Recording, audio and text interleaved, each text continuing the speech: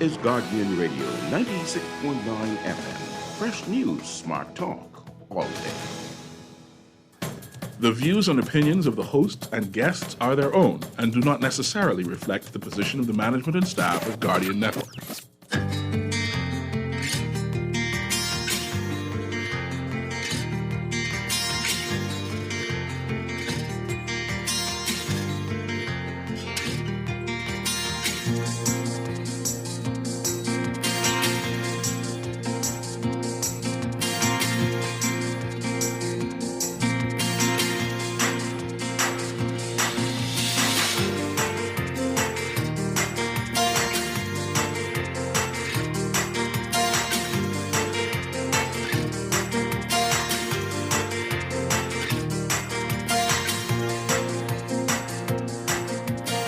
Good morning. Police foiling efforts to flee Abaco amid tighter restrictions.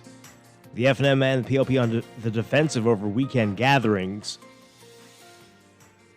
And more on downtown Nassau, what needs to be done to fix the area. It's all straight ahead this morning. I'm Dwight Strachan, and this is Morning Blend. It's a new day. Wake up. It's a new day. It's the start of a new way. You know that it's here. It's the start of the end of the old way. Wake up. It's a new day. Wake up. It's a new day.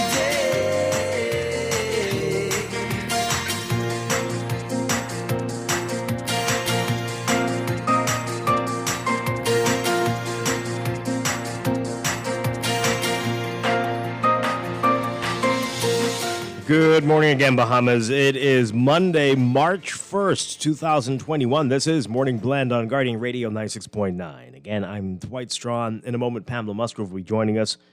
Also this morning, a Morning Blend business coming up at 9 o'clock. We're going to be talking with the new CEO of BTC. But first, it's time for the overnight, the latest breaking news from while we're sleeping, and the top national and international headlines this morning.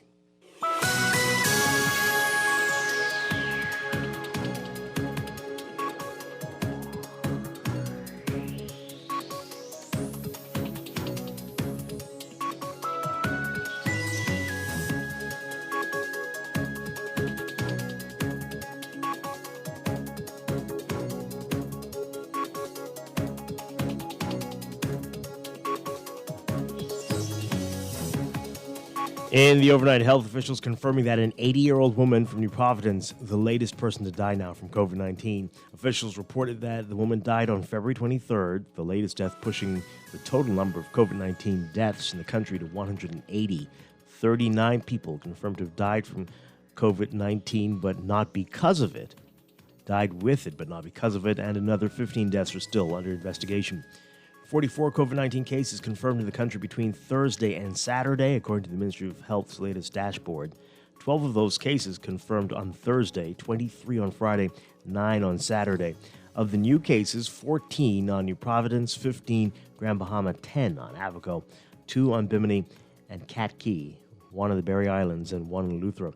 The location of one of the cases still pending as of yesterday. The cases bring the total confirmed in the country to 8,551 since the start of the pandemic. Since the start of February alone, 328 cases have been confirmed. As of Saturday, there were 980 active cases in the country, 7,337 recoveries. 16 people still hospitalized with COVID-19 as of Saturday, 2 people in intensive care.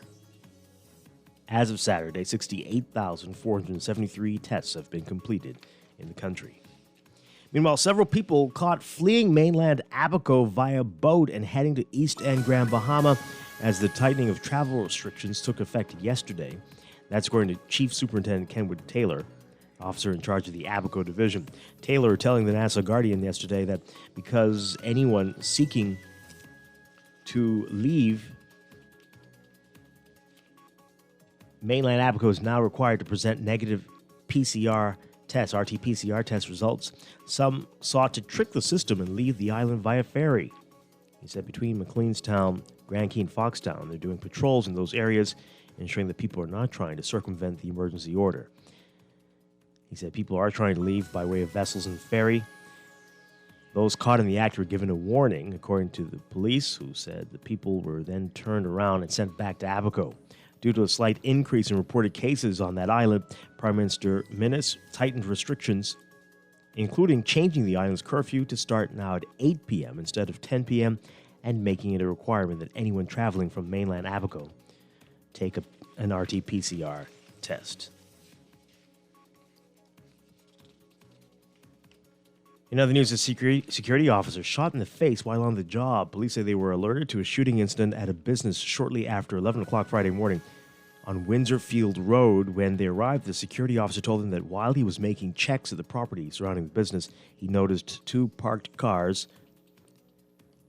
As he approached the cars, he heard the sound of a gunshot, a shotgun being loaded, actually. The security officer then attempted to retreat but was shot in the face. The people in the cars sped off. Police say the victim was taken to the hospital. We do not know the condition of that security officer at this time. Police also investigating a car crash in Exuma that has left one man dead. Shortly after 10 p.m. back on February 21st, police received a call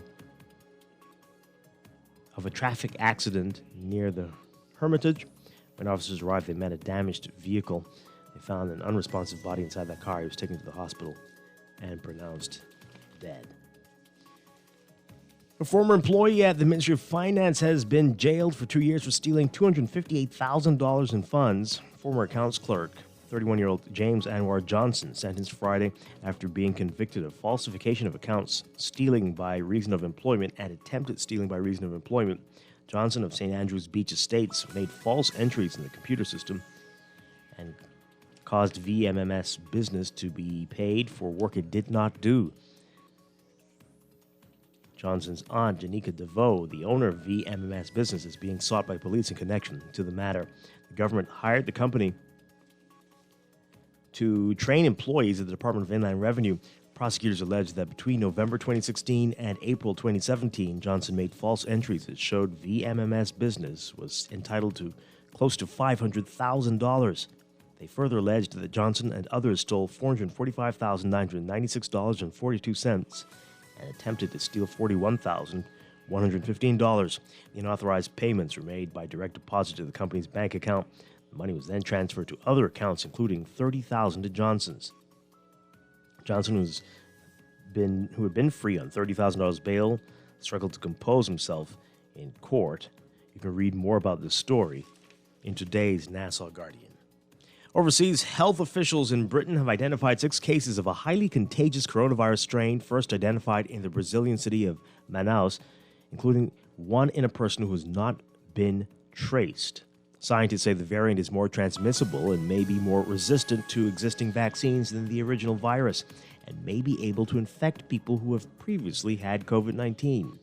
Direct flights from Brazil to the UK have been halted, but the newly identified cases have been linked to people who came to the UK from Brazil through other European cities in February. The arrivals came days after the UK imposed a 10-day hotel quarantine on people arriving from high-risk countries, including Brazil.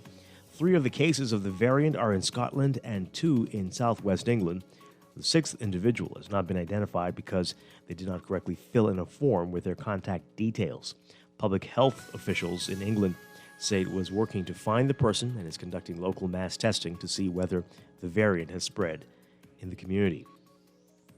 From Germany, hairdressers across Germany are reopening for business after a 2.5-month closure, another cautious step as the country balances a desire to loosen restrictions with concerns about the impact of more contagious coronavirus variants. Monday's move coming after many elementary students returned to school a week ago. It follows a February 10th decision by Chancellor Angela Merkel and Germany's 16 state governors. They will meet on Wednesday to decide how to proceed with the rest of Germany's coronavirus restrictions, which at present run until March 17th. The Philippines launching a vaccination campaign today to contain one of Southeast Asia's worst coronavirus outbreaks. but it's facing supply problems and public resistance, which it hopes to ease by inoculating top officials. Cabinet officials, along with health workers and military and police personnel, among the first to be vaccinated in 6 hospitals after 600 doses donated by China were received on Sunday. The Philippines has reported more than 576,000 infections, including 12,318 deaths, the second highest totals in Southeast Asia after Indonesia.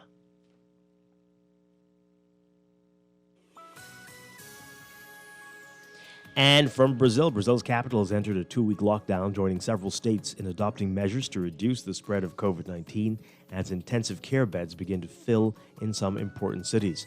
At least 8 Brazilian states adopted curfews over the past week due to the rise in cases and deaths from COVID-19. Thursday was Brazil's deadliest day since the beginning of the pandemic, with 1,541 deaths confirmed from the virus. So far, 254,000 people have died overall. President Jair Bolsonaro again criticized some of these measures, saying on Twitter, quote, "The people want to work." He threatened on Friday to cut off federal emergency pandemic assistance to states resorting to lockdowns.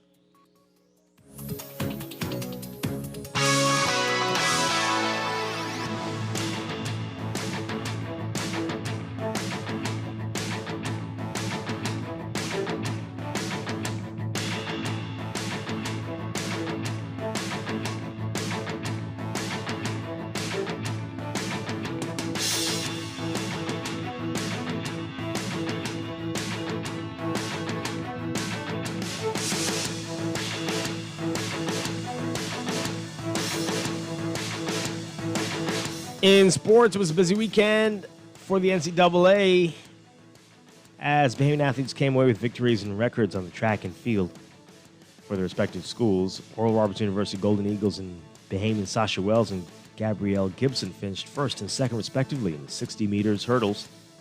This was yesterday afternoon during the Summit League Indoor Track and Field Championships. Wells needed only 8.38 seconds to cross the finish line first. Gibson clocked 8.54. The North Dakota State University Bison's Ansley Shrug was third.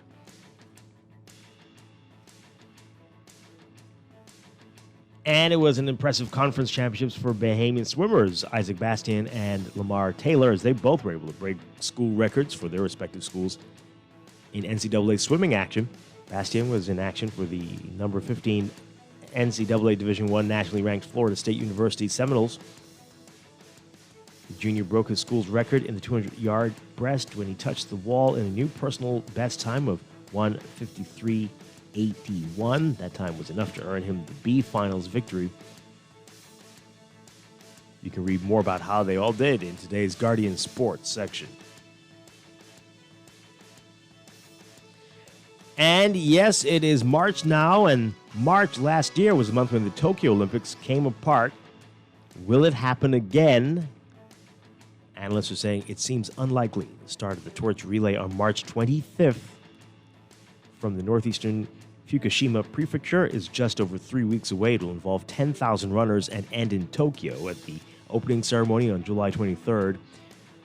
These are certain to be made for television Olympics. There will be few tourists and no party atmosphere. The focus will be getting 11,000 athletes into the venues to perform in front of cameras and then getting them out of Japan as quickly as possible.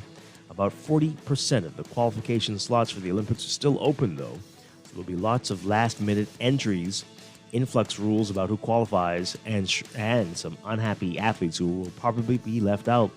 And there will likely be lots of guidelines to follow, which are spelled out in so-called playbooks issued by the International Olympic Committee. Those are still vague for now, but we're told will be updated in April and June. That's sports, and that's the overnight. Time for your first look at weather.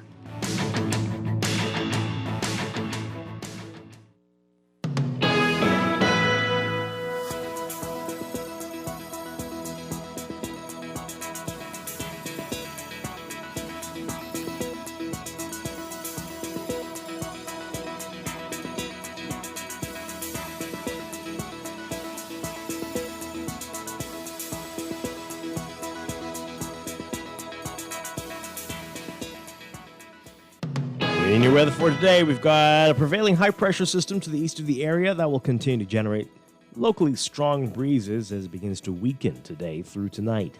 Beachgoers, though, should still exercise extreme caution due to the risk of rip currents along eastern and southern shorelines. For all areas today, your forecast calls for partly sunny, warm, and breezy conditions with a chance of a few light passing showers, becoming mostly fair and a bit breezy with a stray shower or two possible tonight. A small craft advisory is in effect.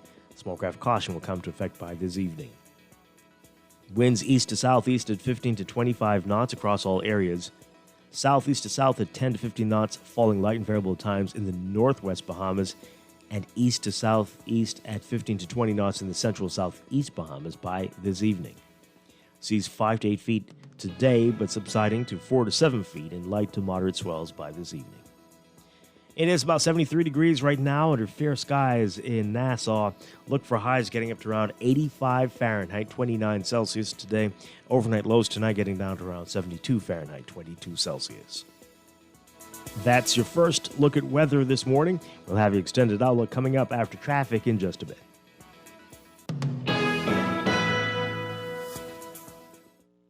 Wake up, it's a new day. Wake up. You're listening to Morning Blend. When we come back, we're discussing the day's top stories right here on Guardian Radio 96.9, your home for fresh news and smart talk all day. It's the start of the end of the old way. Wake up, it's a new day. RBC and Visa bring you a benefit as unique as you to enjoy Disney Plus. Get 2 months of the all-new Disney Plus streaming subscription on us if you have an RBC Visa Platinum card. Learn more by visiting www.rbc.com/Caribbean/Disney. Reimagine new ways to bank better. Basketball is back, baby, and so is NBA League Pass, only with Rev Trio.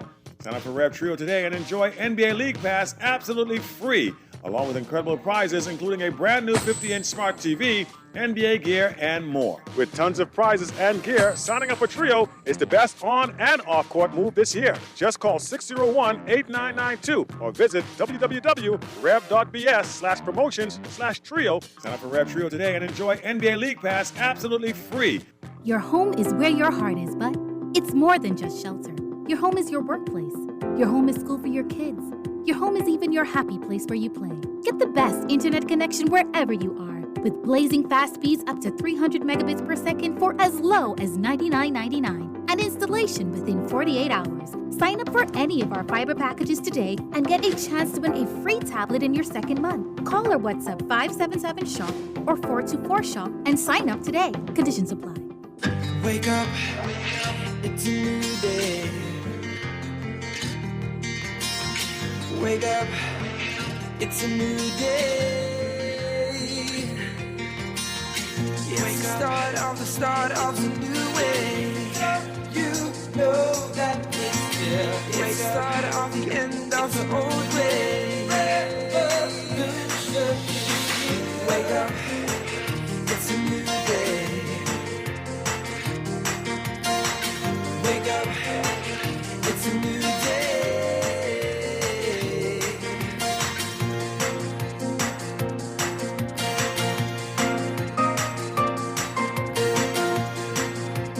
Welcome back to Morning Blend here on Guardian Radio 96.9. We are streaming live on GuardianTalkRadio.com and on the Guardian Radio app for smart devices. We're also on your televisions on Cable Bahamas Channel 969 or BTC Flow Channel 612. Once again, I'm Dwight Strachan. In a moment, Pamela Musgrove will be joining us. You can join our conversation as well. We are on Twitter at MorningBlend969 or Facebook, facebook.com/MorningBlend969. Email us morningblend@nasguard.com. Or you can text us on the Guardian Radio text line powered by BTC 422-4796. Standard text rates apply. Coming up this morning, more weather, traffic, and business in our Morning Blend business. Coming up at 9 o'clock, we're going to be talking with the CEO of BTC. Also this morning, we're going to pick up on a conversation we started last week on Friday about downtown Nassau, some interesting comments coming out. We're going to hear what people, some other responses to what a Carnival executive had to say, surprising responses from some people about that. Clearly, some people are in denial about downtown, and maybe that's why we are still in the state we are after all of these years. What needs to change? When will it change? What do we have to do to see the change that's desperately needed down there? Or should we just give up and focus on another part of the island? Maybe Carmichael. I don't know. We're going to get into that this morning.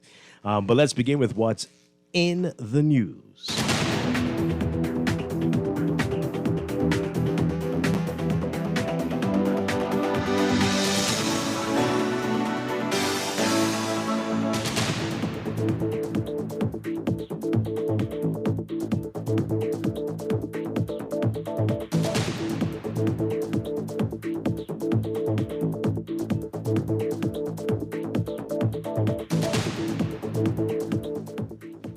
And Pamela Musgrove joining us now. Good morning, Pam. Good morning, Dwight. Good morning, Bahamas. Hope you had a great weekend. Yes. Yep. Yes. It's March already. It's March already. My goodness. I think time changes. It's March. Yeah, in a couple weeks. It's March. So, yeah, the second Sunday in March. Is it actually March? It is actually March. Okay. It's March 1st. You were just repeating it at first? It is actually March. No, I was thinking it was like, a day exactly. or We two still away. had, Wow, no, yeah. Nope, today, Yeah. first day of March. I'm out of it. Aren't like- we all? it's like- We've been all out of it for about a year. And March means it's been a year since we've been dealing with Yes. COVID-19. March 16th. I think it was Oh, the you 16th. remember the date? Yeah, Yeah. it was the 16th when we got the first. 1 year. Did Yeah. you think we'd be doing this one whole year later? Yeah, I think we're going to be next year saying the Oh, same no, thing. no, please don't Okay. say that. What?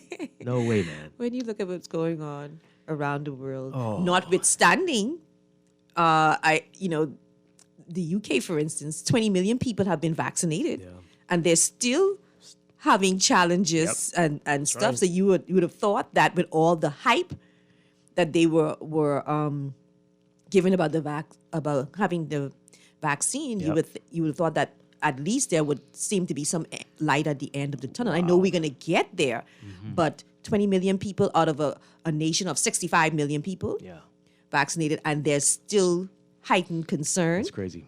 and talking about pulling and releasing restrictions Right. and lockdown. Yep. Yeah, I don't know, Dwight. I don't know. I don't know how much more of this we can take. I really don't. Well, I go back to history. And during the last pandemic that began in 1918, I read that it wasn't until 1922 that people started to get back to normal in terms of travel. It wasn't until 1922, Yeah. is it? Yeah. that Yeah. people started to get back to normal in terms of. So let's say we shave off because we are a smarter, Technology, more exactly. wiser Right. generation, So a maybe year about, or so. About 2 years then. So you're looking at two you're and a right, half next year. years, for us to get a handle on this. Well, a handle from the perspective of governments, because I feel that they are following in a herd mentality as it relates to 'Cause they're all doing the pandemic. same thing. Yes. All And over that's the the world. challenge. And I think that's the problem. I think, and when they talk about this on the other side of the pandemic, they're going to criticize that. Everybody is trying everybody's trying to be politically correct, I may say, because they're doing the same things and nobody is trying to deviate. When Sweden tried something, you notice you don't hear anything about Sweden? But it they went, shunned them. badly, though. No, it didn't. But It their didn't. numbers had a huge spike. afterwards. Relatively, but it was low. That's what they use. They use relative numbers to the countries in that area. But relatively, at the point when I done, you had like 10 million people, and you only had 2,000 so deaths. Yeah. Still a lot. No, it was relative, but it was a lot. Okay, how many persons have died in the U.S.? Yeah. How many persons have died in other European countries? Yeah. A lot. So I just think everybody's so afraid to say something other than what is being preached that we just go along and everybody doing the same thing. But I and so bet we you can get Sweden basically the same- regrets that, though. I bet you they wish they had tried something a little bit different. I don't think so. I No? think there are always fractions. There are fractions in the country who would say, well, we should have done this, and there are fractions who would say that we should continue on this path. So I'm just saying that there's nothing wrong with having divergent views and you discussing those views to come up with the best solution. And you protect lives and livelihoods in the process. Yeah. We're not having those conversations because everybody want to be in with the crowd. Yeah. And so we are following that herd mentality. But I guess compared to other countries, right now, the Bahamas is in the category of some of the places with the loosest restrictions, right? And so we've come far. Yeah. And And I have no hopefully we problems can with that continue with because this. we have to balance it. Yeah. These countries that are dishing out monies, they have the resources. Right. They can print money, Yep. right? We don't have that luxury. Yeah. So we have to look at the best balance for us Yeah. in terms of protecting lives, but at the same time, ensuring that persons are able to live and take care of their families because the government can only do so much. Right. So if you drive around, especially this weekend, I mean, it looked like any regular weekend before March of last year. Well, I had a family who traveled to Florida. Oh, boy. And they said they went to dinner.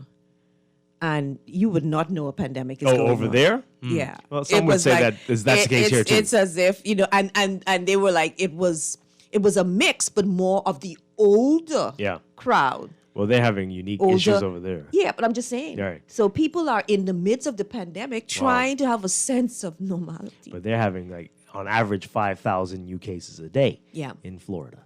So, boy. But here as well, it would look like, to many people, like, it's just a regular old day in 2018. Yeah, I know, and I stress because I'm always saying that, because you hear the cases, you hear about cases even within the country, and I'm saying that I have no problem with socializing. I still think we have to be very, very careful. And so when you are socializing with persons outside of your home, just practice the COVID-19 protocols. And even when you're back in the office, again, you may have a friend and you like to talk to them, but you can't stand over them without your mask and talk and laugh. Wear your mask, stand at your distance, and have a good time. Right. Well, some people, as we said, are acting like everything's fine. And political parties especially having a lot of gatherings, it appears, on the weekend. And there's a story in today's National Guardian about the FNM and the PLP on the defensive over weekend gatherings.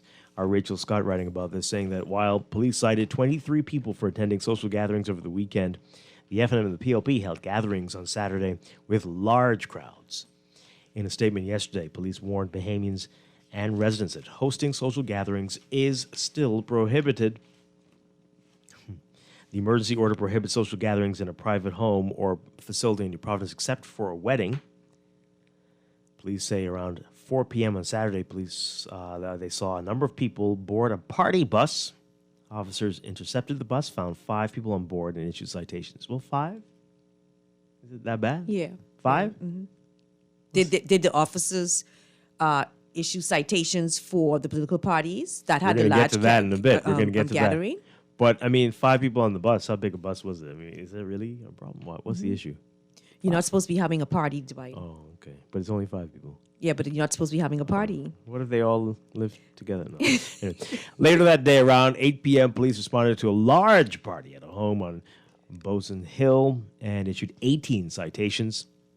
On Saturday, the PLP held an event, here we go, at its headquarters where party supporters offered free curbside breakfast, but photos of the curbside event showed dozens of people mingling outside the headquarters.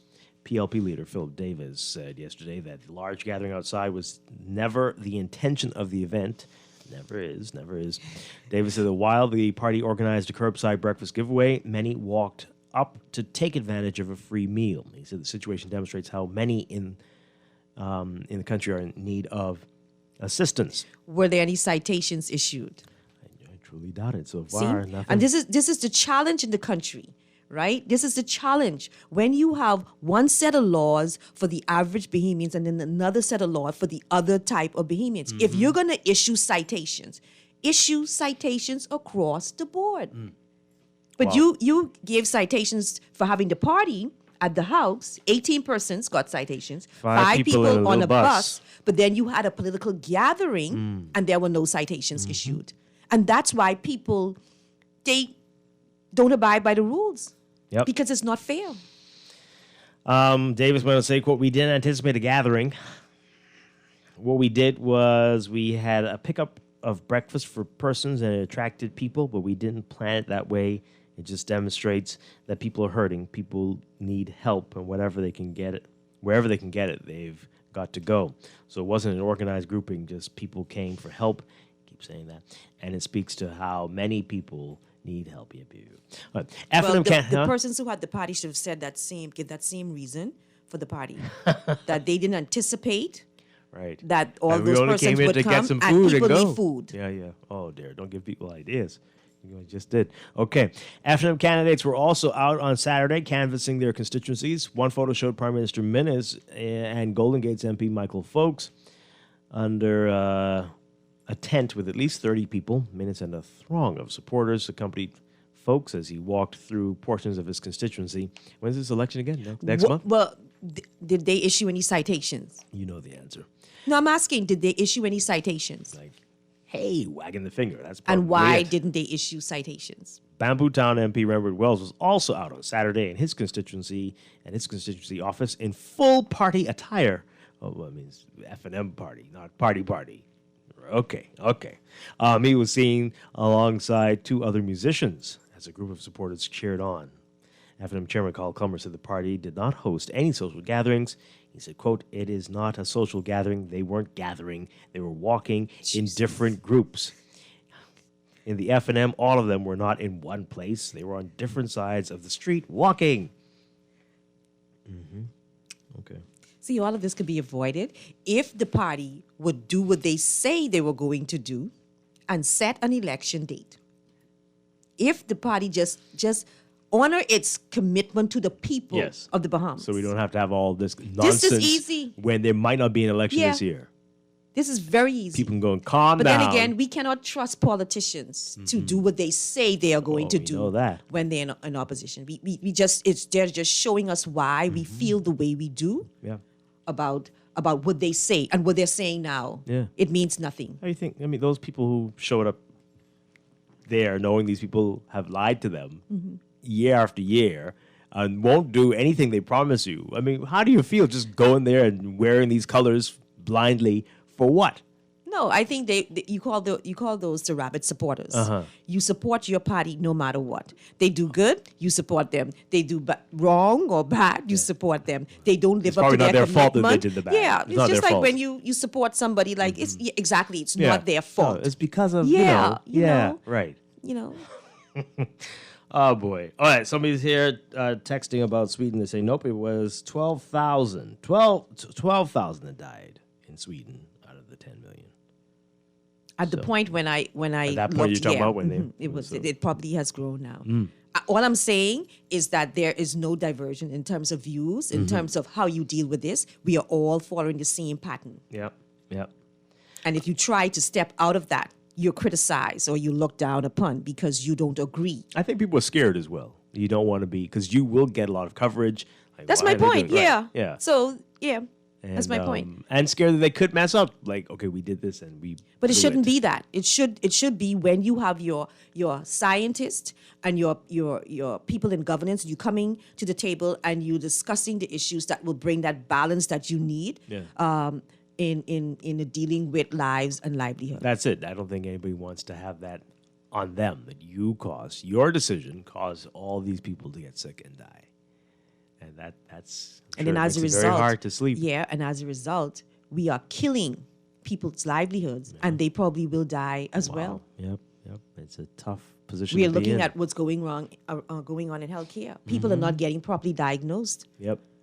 because everything is focused on COVID, right? And so people could have been treated for something easily, but they can't because you come into the hospital. What are you coming for? Yeah. If it's not COVID, then you need to go home. And so people are going home and they're dying. Hearing horror stories Yeah. every week. Wow. Very tough. Here is a text. I passed the POP headquarters Saturday morning. I guarantee you there was no sidewalk breakfast. That thing was huge.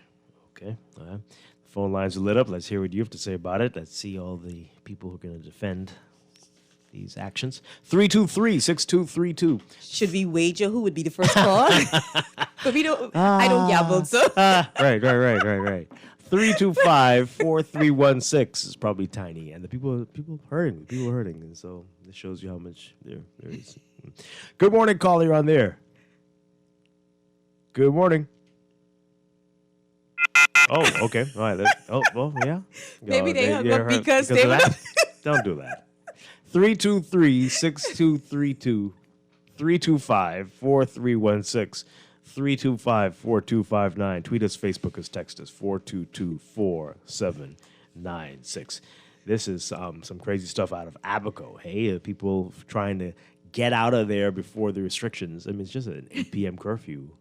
I mean, it's going to be, well, unless you don't live there. What is Maybe, it? yeah. Maybe, right. Yeah. You just say, okay, I better get out of here now. But take the test. I mean, it's not cheap, though. And It's about, 100? 100 and something now. Yeah. And but it's interesting that for so many other things, the rapid antigen test is acceptable. But for this, you would have to get the RT-PCR test. I don't think it is acceptable in terms of the numbers that they count. Right. Yeah. But I mean, okay, take the test, and if it's negative, then that's not going to be good enough. Yeah, but And I if think. it is positive, take the RT-PCR test then. But then you're taking 2 tests now. So you're going to pay $200 something dollars. Oh, boy. Just take the take the test. Yeah, just take the test. Oh, man.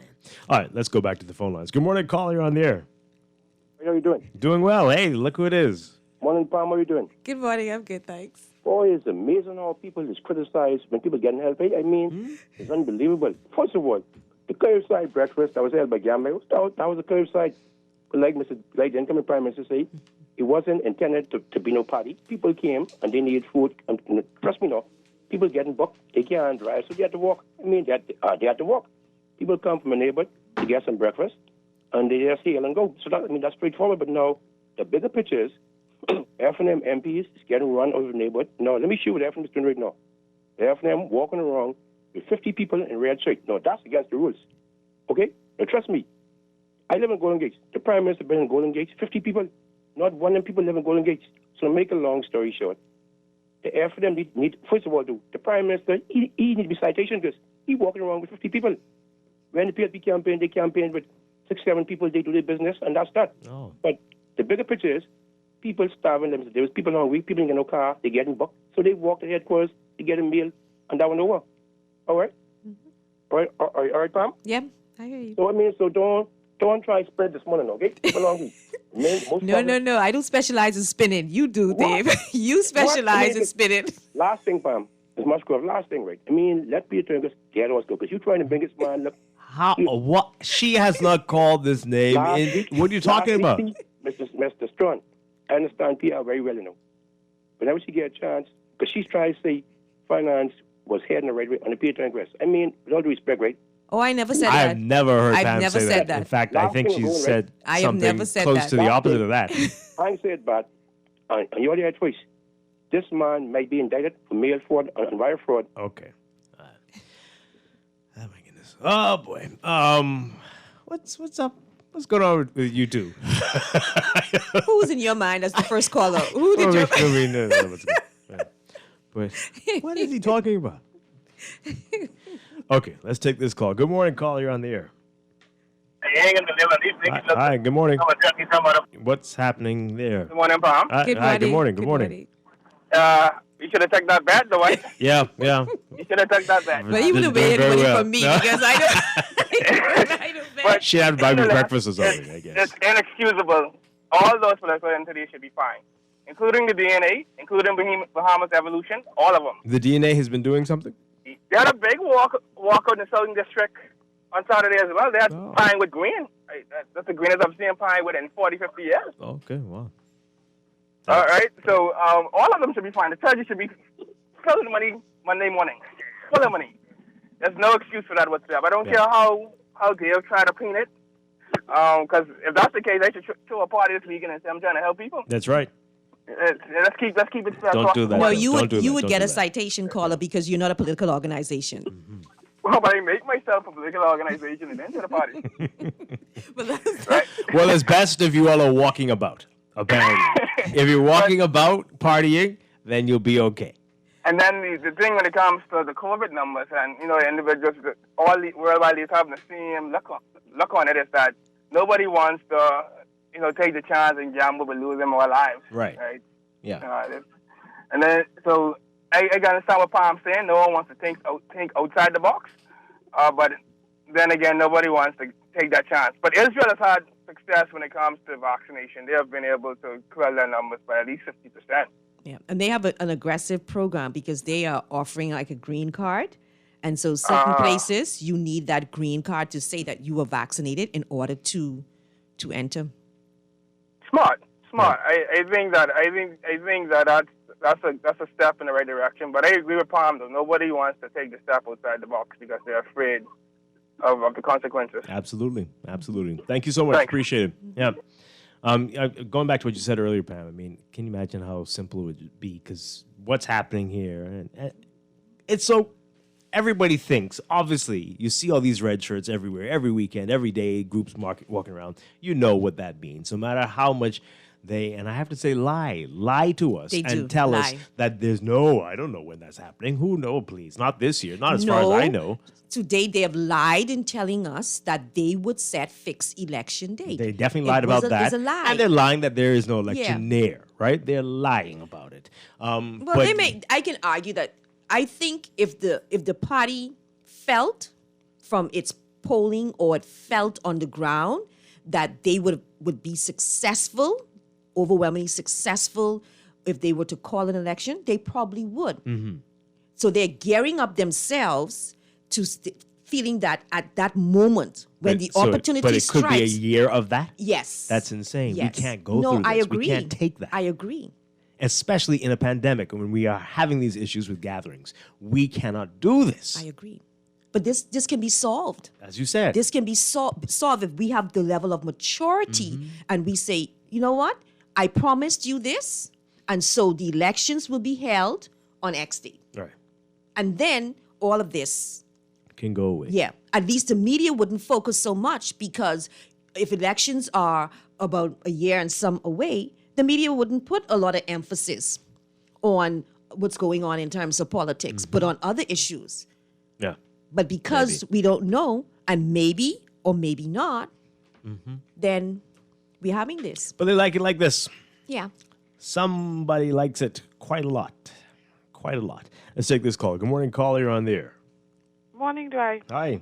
Morning, Pam. Good morning. The Prime Minister, first of all, in my opinion, have to define what is his emergency order. He has to define that first before he even before the commission or police even try to arrest or give persons an order to go before the court. Because if that happens, they have to retroactively carry the Junkanoo leaders before the court. And perhaps the Prime Minister himself. So, you need to blame in the political parties. First of all, we have to define the Prime Minister himself in his address. What is his emergency orders? Define that portion of it.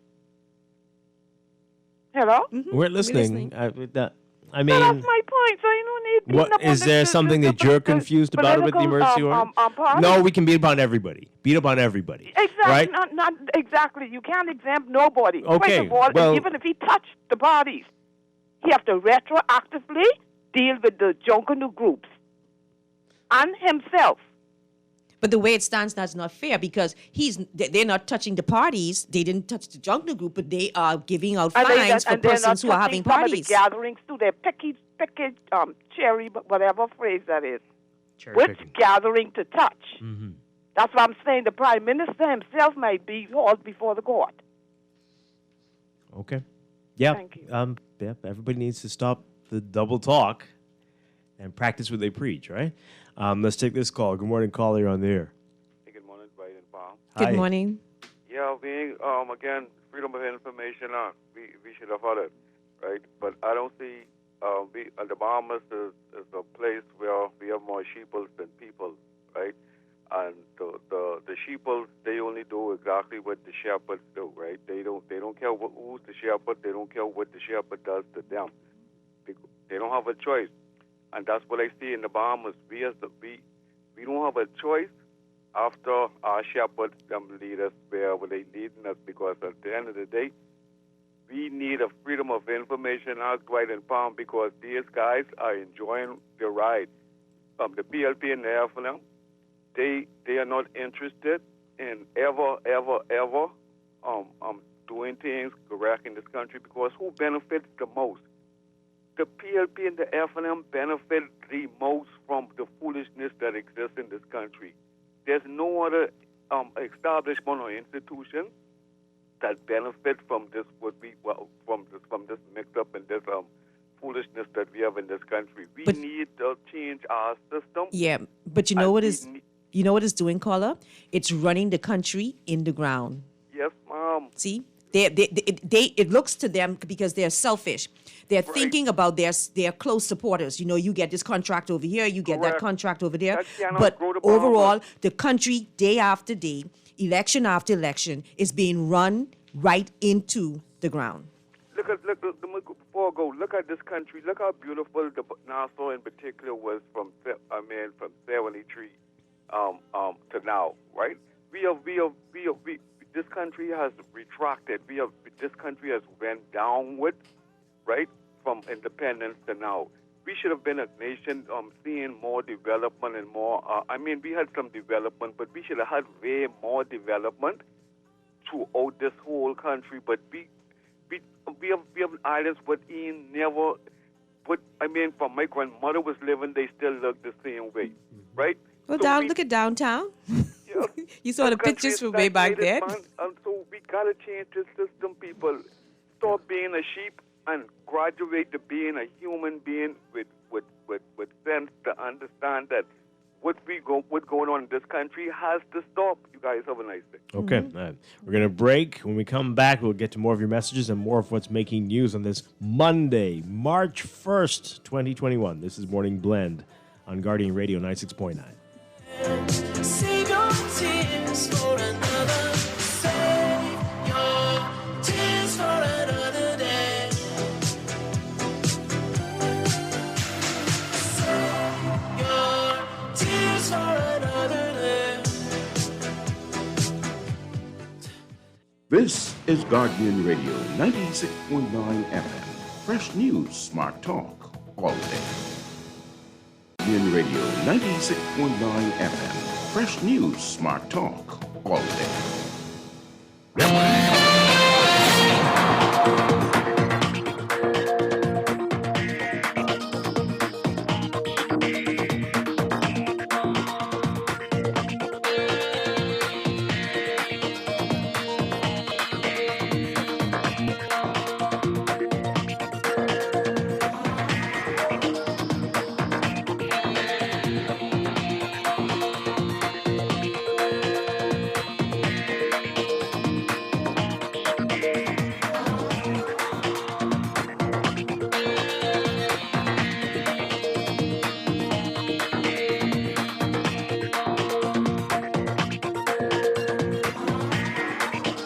7:24 the time for your first look at traffic this morning, brought to you by RBC Royal Bank. In your real-time traffic this morning, we are seeing some building traffic in some of the hot spots, the usual hot spots this morning. So Gladstone Road, northbound, already seeing some heavy traffic heading towards JFK Drive.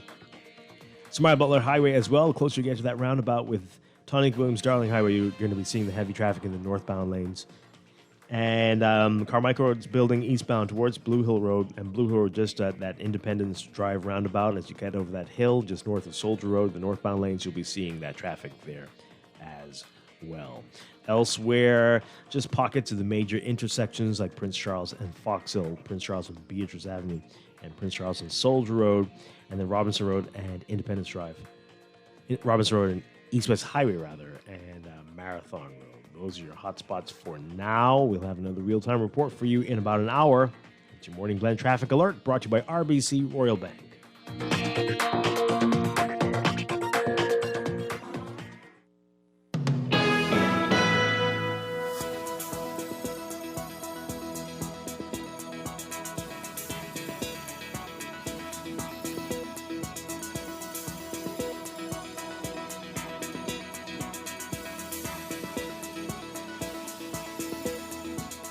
And it's 7:26, time for another check of your weather for today. We've got a prevailing high-pressure system just to the east of the islands. That's going to continue to generate fresh to locally strong breezes as it begins to weaken today through tonight. Beachgoers should exercise extreme caution, though, due to the risk of rip currents along eastern and southern shorelines.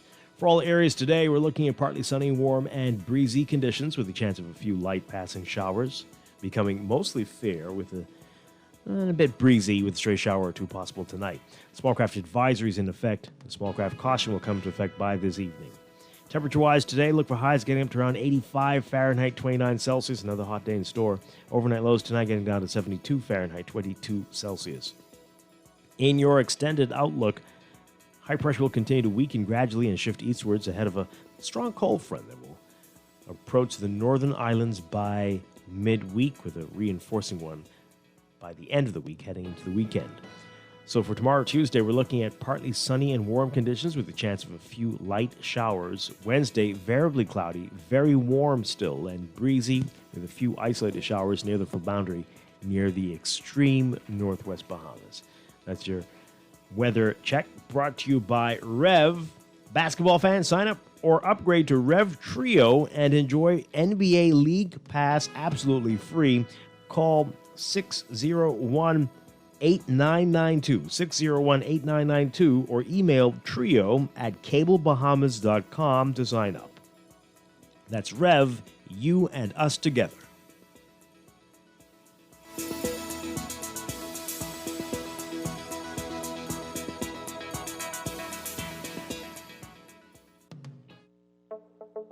Tired of banks forcing you to use technology to bank the way they want you to? Your convenience is important. So no matter what your banking needs, Commonwealth Bank's friendly staff are always available in branch for that personal one-on-one service. But when you choose technology, our online and mobile banking app offers you state-of-the-art functionality. The choice is yours. Commonwealth Bank. Bank the way you want. Looking for plenty food and you're on a budget? Wait, I'm break. Stop into Wendy's and grab our latest bundle. Introducing the Biggie Bag. With the new Biggie Bag, you get a Dave single, junior fries, regular drink, and 4-piece nuggets for only $7.25, VAT inclusive. Add an apple pie for just $1 more. Now that's a deal. It's the best on these streets. Available at all locations. Restrictions apply. Wendy's, different inside and out. For the past 33 years, Great Commission Ministries has been defending the poor and hurting, feeding the hungry, and sheltering the homeless. We invite you to support our Live to Give program and make a difference in these challenging times. Become a donor by giving a one-time annual gift or a monthly donation of $50 or $100. Call Great Commission Ministries at 325-5801 for more details, or visit our headquarters at 237 Wolf Road. Join Live to Give today. This public service announcement is proudly sponsored by this radio station. Meet Jackie. Jackie's a hard worker with a steady income, but she has a personal loan and multiple credit cards to pay off. To keep her account current, Jackie opted for a loan from Fidelity Bank to consolidate her debt into one monthly payment and earn interest on a built-in savings account. Be like Jackie. Call 356-7764 to book a complimentary financial coaching session. Fidelity also offers virtual assistance. Fidelity, we're good for you. Roaming just got easier. Say hello to more with our new Liberty Prime plan. With more minutes, more texts, and more data to do the things you love right here at home and even when you travel. With the all-new Liberty Prime, Liberty Premium, and Liberty Elite, you've got one less worry. Roam again. Alive. Believe in best. Believe in best.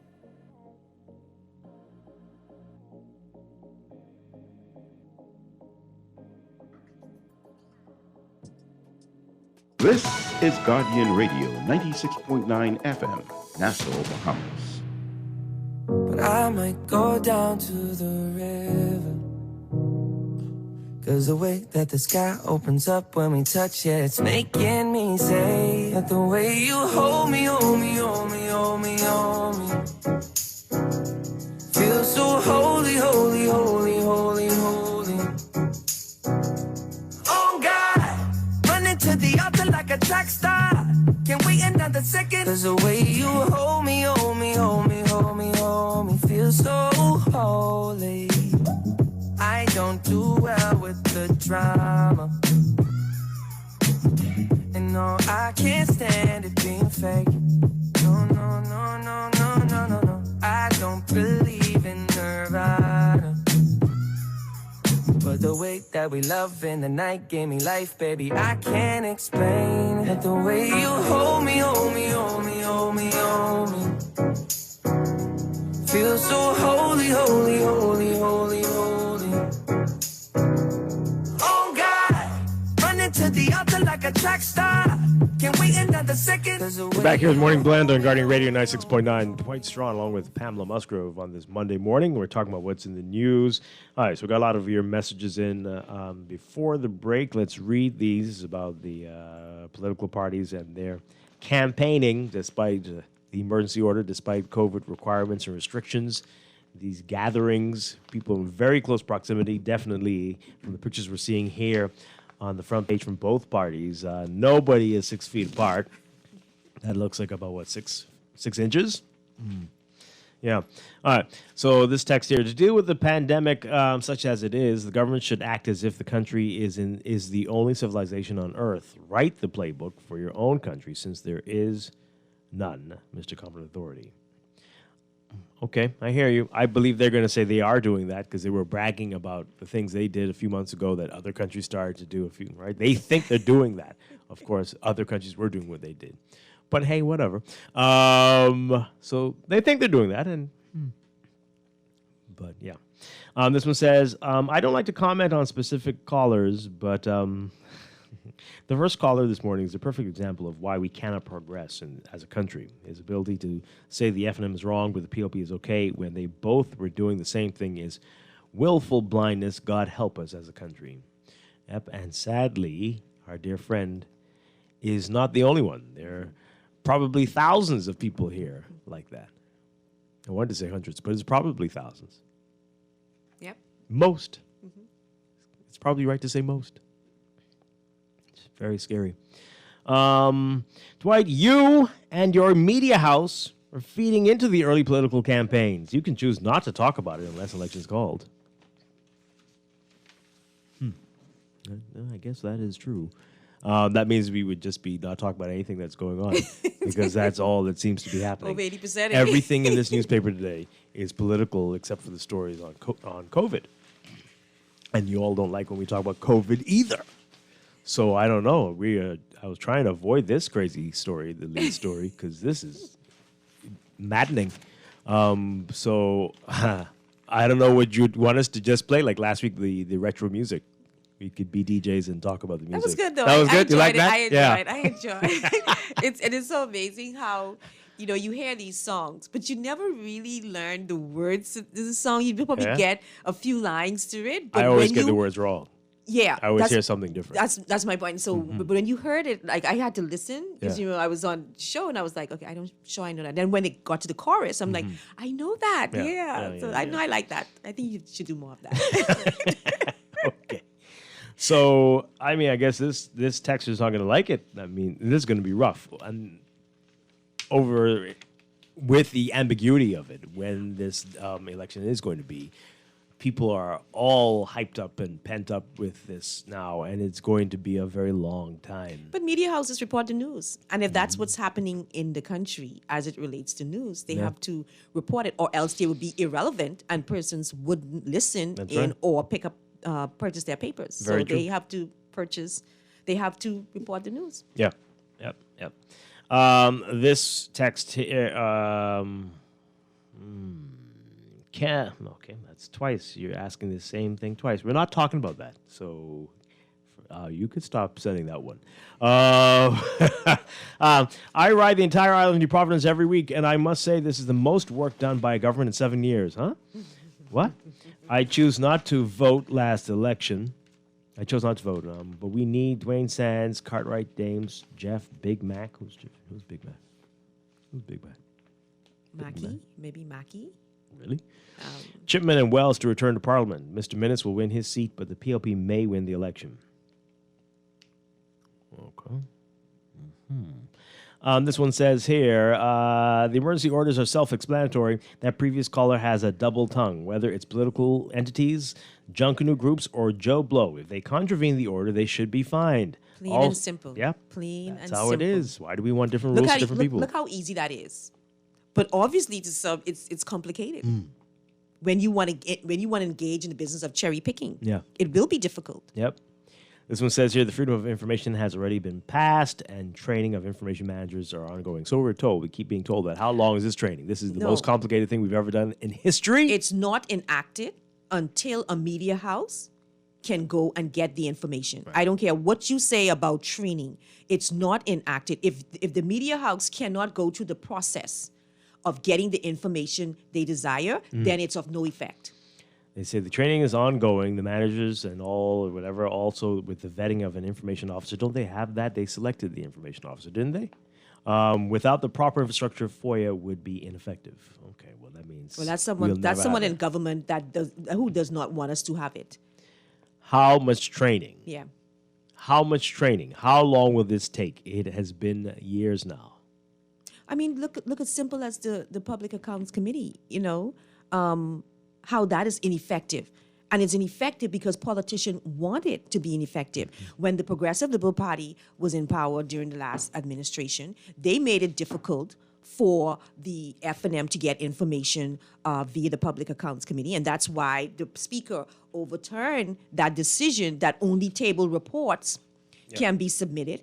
And now the F&M is in power. They did nothing to change that for the Progressive Liberal Party to get the information they sought. It took an independent Probably speaker. out of spite. Yeah, exactly. Yeah. Nevertheless, it was done to do that. And still you're not getting the results that we should have. The purpose of that committee is very important because it's to scrutinize government spending. Once government has spent money, the committee is enacted so that they can get information as relates to how these monies were spent. But they make it difficult for the committee to operate when they are in government. Right. And so again, it shows where politicians are not concerned about advancing the country, but their own selfish personal interest. Always. I don't want anything that goes on comes in that committee to make me look bad, but forgetting the country at large. Yep. Here is another text here. Dwight and Pam, it's obvious that an election will be called in the next 60 days. T-shirts are being printed. Political parties do not have the funds to spend a whole year on a campaign. The Grand Lucine Hotel is opening and the airport is being acquired by the government this month. The government sees these two deals as the clincher for Grand Bahama. Someone was trying to bet me, and they told me from last year, right? They were saying that we're going to have an election. And I was telling them, no, we're not going to have an election. And they were saying, yes. I'm like, on the ground, the governing party does not look that good to have an election. They may want to have an election. But if you I don't know if they see things the way you and I see No, things. they do. Pam. They you think do. so? Trust Did you me. hear the interviews they did with the cabinet ministers last week and how they are all so confident? Oh, and so all Dwight, do you these expect things them to saying- come out in public and say, "Oh, I'm afraid. I don't know what's going to happen"? They're like, we will see. It's going to be interesting. I don't. When I go, oh yeah, in we're going to win. politics, you must be confident. Oh, You okay. must be Oh, confident. But sure, they're all sure. doing their Oh, you internal sound like polls. a psychopath when you talk like that, though. No, you must be confident, Dwight. You're not going to come in public and say, "I think we're doing bad." You have to come and say that you're doing. But I think it's that they want to, but they're just waiting for the right time. And they're probably looking at their internal polls, although polls can be off. But they have an idea of what the mood is on the ground. Okay. And until that changes, they're not going to take the chance. Yeah. Sometimes you hear them after the election, they're very shocked. You're like, really? Were you shocked? No, they're shocked, but they saw the polls. Oh, okay. So they just so keep very on, good actors. So they just keep on in public. Very good they have to actors. make you feel it's confident because people like to be on the winning side. Yeah. And if they think you're going to lose, then they're going to go on the other side. So you have to have that I confidence. see them Yeah. taking classes. Like, because preparing for what may happen after. Why are you in this class, Minister? Huh? That's why rallies are so important because it portrays that for the party, that confidence that we have a lot of people supporting us, see all these people, and so and people use that to make up their minds. This text here, oh boy. Stop wasting your time. Nothing will change. Stop giving people false hope. You see your boy Minutes out campaigning. He's not interested in fixing nothing. Like, oh boy, okay. One day, my mom used to say, while there's life, there's hope. So one day we will get a group of people who not only say they are serious about nation building and effect the changes we need, but actually do it. One day, I'm hopeful. This is an odd text. On a completely side note, it's hilarious how quick Bahamian people are. People are to say Bahamians don't know mathematics and find nothing wrong with statistics being presented without a single statistician being brought on talk shows to talk about the stats. We only listen to medical doctors' interpretation. Well, I think that would be complicated. I think the purpose of the medical doctors is to break those stats down in an understandable form for people to grasp it. Yeah, right. But if you have a show with statisticians on, you lose many people. Including the host. So I think they're serving their purpose. They're supposed to interpret that data. I mean, why do you think they would not be honest with you? Why do you, so you just don't trust doctors at all? You've got, okay. Well, I mean, you've got another issue. This person says, start with the top. Doesn't the Prime Minister say he's out jogging at 4:30 in the morning? Maybe he starts in his yard. And then 5 o'clock he ventures out. Right. Maybe he's getting dressed at 4:30. Yeah, he's walking around, putting on his shoes. warming up. Right. And then 5 o'clock. And then after 5, he goes on the street. Bam! Hit the streets. Right. Yeah. That's possible. Yeah, that's it. This one, I agree with the texter about not talking about the political BS. Wow. You can talk about an issue that needs to be resolved. Talk about it until it is resolved. Oh, that means we'll never stop talking about that. Then they say, go on, then move on to another issue until it's resolved. Stop talking on issues and instead things that need resolution. Well, we do that all the time also. But yet here we are. Yep. Here we are. This one says, House Speaker was right, not Moultrie. Something cannot be debated or investigated that is not properly before the Parliament, i.e. tabled. No, that's their interpretation because according to the last administration, that's the issue, that it has to be tabled. And according to what the move the Speaker made, it doesn't have to. The purpose of the Public Accounts Committee is to scrutinize government spending. Mm-hmm. And that was to control, to make sure if government said, I spent money over here, it actually went over there. How was it spent?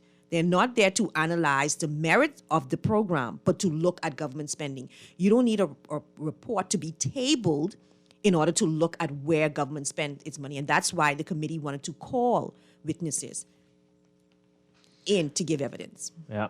Let's take these calls, and then we'll talk about this lead story in today's National Guardian. Good morning, caller. You're on the air. Good morning to my two friends. Hi, good morning. Yes.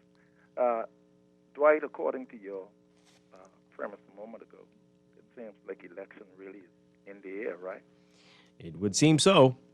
But as you alluded to, I see them around my area, around my petty store.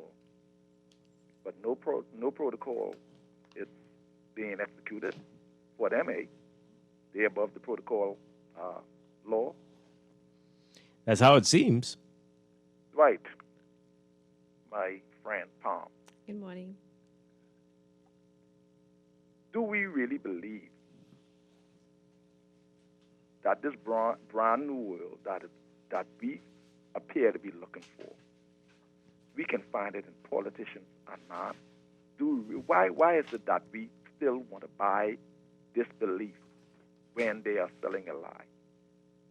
I am baffled by that they really have this view that they can sell a lie. But we seem to want to find this brand new world in politicians and man. Can you expand on that for me, please? I think we have fallen short in lots of ways, but I know you're a Bible man, and God has used men and women in the Bible to effect change. Joseph, one of my most favorite characters in the Bible, was a politician. And didn't God use him to effect change for his people? So I think men and women, I mean, that's all God has to use anyhow.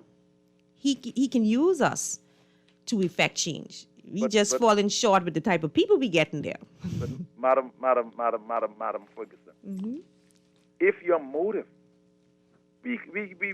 I heard Dwight alluded a few weeks ago, and my friend Dwight, like sometimes he bring these topic up, and very good. The recall system that was promised to us, the fixed date on election.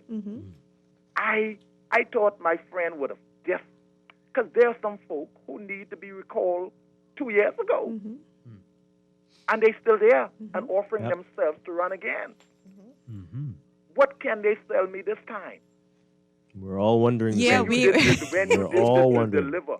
You see, this is what baffled me. My friend Dwight run from that. The recall. No, that didn't run from that. me. We're all in agreement with you. I mean, you know, as you agree with me, my friend? Yeah, we need all these things. But why is it that you not being consistent with that? We was also promised 2 fixed days. You remember that? We talk about it often. We can't talk about it every single day. There are other things to talk about, right? Would you agree? Would you agree? Would you agree? It was a lie sold to us. We just said it. We just we said said it this morning. they have lied to us. They continue to lie to us. They'll tell us anything when they are in opposition, and when they get in, it is below the bottom of the list of the priorities. But they still trying to sell us this brand new world. Always, but we have to stop being foolish. Gullible. Let's say yes. the word gullible. We are too gullible. I have faith. I have faith in 2 persons in my life today: my children and my 87-year-old mother. Have a wonderful day. Okay. Thank you very much. Let's take this call. Good morning, caller. You are on the air. Good morning. Good morning. How are you all? Doing well. Good morning. You know, the Freedom of Information Act, right, would not help us one iota. Just like additional radio stations didn't help us. You see, it's not going to affect the government policies. It's not going to affect our need for health care, for national health insurance, the way they do it. It's not going to affect our need for livable wage policy. It's not going to help our need for constitutional reform. You know, politicians will do what they do. It's their nature. It's their nature. It's their nature, and these people is all about power. You know, power does not concede.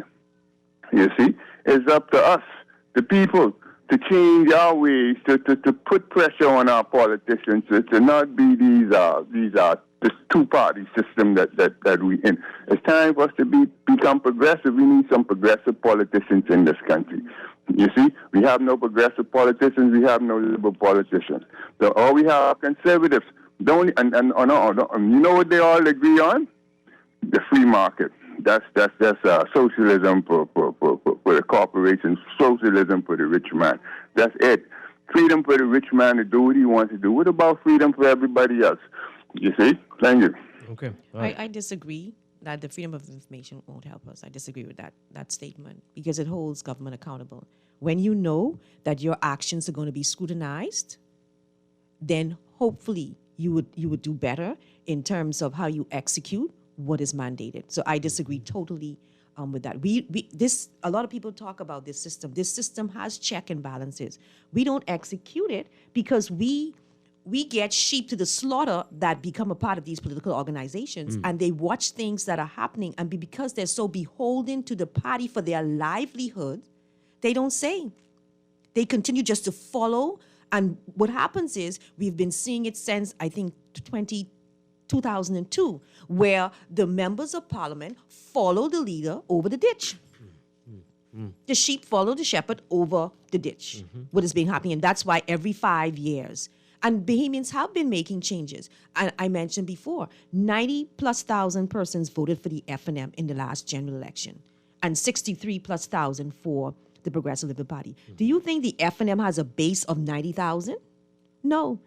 Their base prior to that, they got about 65,000 of the popular vote. It's just that there were persons, 30,000+ persons, who was tired of the Progressive Liberal Party, or maybe the leader at that time, and they made a bold decision that they will join forces with the Free National Movement because they were tooting change. They had an agenda of change. Yeah. And so come the next election, I don't think that the F&M has a base of 90,000, and they will lose some of that popular vote. The question is, how much will they lose? And will enough of those voters go over to the other side to put the other party in? Or if we have some viable independent candidates, you can't just put your name on the ballot and say you are independent, right, and then expect people just to vote for you because you say you're an independent. No. They have to see in you that you are someone that can effect change. Yep. And until we get that, then we just going to keep going back and forth and being frustrated. Unbelievable. All right, let's take this call, then we're going to get to this story. Good morning, caller. You're on the air. Pamela, right? Hi, good morning. Good morning. Listen, man, calling date or not, it doesn't matter. I am a voter, right? So you could call date or don't call date. You see, I don't know why you're hitting your head this morning. Okay, when the bell ring, whenever it ring, my mind is made up who I will decide to vote for. And some people are still undecided. But the point is, that don't change that if you call election, you should call election or let everybody know. No, whenever you call election, it doesn't matter. See, I am a voter. Just 1 minute, caller. You are one voter. And for you, it doesn't matter. But for many people, it may matter. And listen to me now. I've been in this thing for a long time, right? We are intelligent Bahamians, okay? We know what we're looking for, and especially this election coming up, it is based on the candidate of each constituency. What have you done? That's what's going to happen this one. I think this one can be a very peculiar election, and it's based on the performance of the MP, not the party. No. I'm telling you this. Now, you could say... Things are getting worse. I know you guys, I'm very older than you guys. I've been in this thing a long time. But see, that may be the challenge. You've been in it so long that you can't see anything different. That may be a challenge. It's different. Darling, I monitor a lot of stuff. I'm not a person that I will side with this one. I look at things down the line, and it's based on my experience, what I see, you know. And then, of course, your people on the ground. I got people on both sides, F&M, PLP, and DNA. Okay, so I can gather my intelligence on what's going on. This is not a difficult thing to understand. Okay. If you ring the bell tomorrow, I know who I will have to vote for. If you ring the bell next year, you see, that's not the issue. But this thing about recall, let me tell you something. Like you said, there are things in place to deal with these MPs, whoever they are, and if they do misconduct or whatever, bad behavior, there are protocols in order, in place to deal with them, or they have to resign or whatever. See, to me, I look at it straight at the cuff. I ain't got time for all these side things. You ring the bell tomorrow, I'm ready. That's my point. Okay. All right. Thank you very much. To the caller, this was promised in the last general election by his leader. This was promised to us. And all people are saying, you went on the campaign trail and you said you will deliver these things for us. Yeah. And maybe that helped some people to make up their mind. And that's why you got 90,000+ votes. Right? Listen. And now you're in and you're not delivering. The lack of a fixed date means that we are perpetually in campaign mode. Exactly. All year, 2 years long, people walk around in stupid colored shirts, talking garbage, making promises they'll never keep, right? Without getting any work done at all. This is not helpful to this country, right? This is a whole year we could be using to fix the things that are wrong, but no, people are out every weekend doing foolishness, talking foolishness. This is a problem. You may like it, caller, and good for you. And I'm sure you are not alone. But the rest of us see that this is just adding to all the distractions. Yeah, and so in probably the for him, he's been in it so long, this is all he knows. This is all he's known and seen, and so that's why he's comfortable with it. But other persons who haven't been so married to this concept may want change because they see how it is damaging us to be in campaign mode for a year and a half, 2 years. Yeah. All right, so this is a wacky lead story in today's NASA Guardian, eyeing a comeback in a photo of Opie Wilshcombe. Yes, Opie Wilshcombe. The candidates committee of the PLP apparently set to consider whether former Minister of Tourism, Obi Wilshcombe, should be on the party's ticket for the upcoming general election. How many times has he lost in that seat? Anyway, I thought that's what they said they were going to do.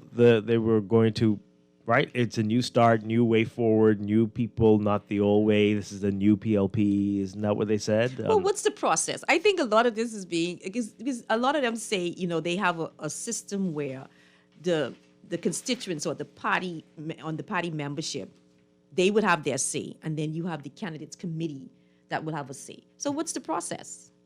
So they can go through the process of having the constituents to have their say, right, and with who are members of the party, and then it goes to the next process. So I think all of this back and forth is probably because there's no clear process. Apparently, well, there was a vote in the branches, and Right. he got the most votes. So he got the most vote, and so now 154 votes compared to 5 for the next highest. 154 to 5. Yes. Okay. And so, then others who got 4. So then now fewer. the candidate committee now, or whomever's the final say, needs to decide what they're going to do. Mm-hmm. So according to the story, PLP leader Philip Brave Davis told the National Guardian that he was not surprised that Wilshcombe got strong support among the branches, asked how highly the wishes of the branches are considered in deciding who is nominated. Davis said, quote, "The recommendations of the branch, the candidates committee will decide how much weight will be placed on it, and a number of factors will be taken into account. First of all, the candidate himself.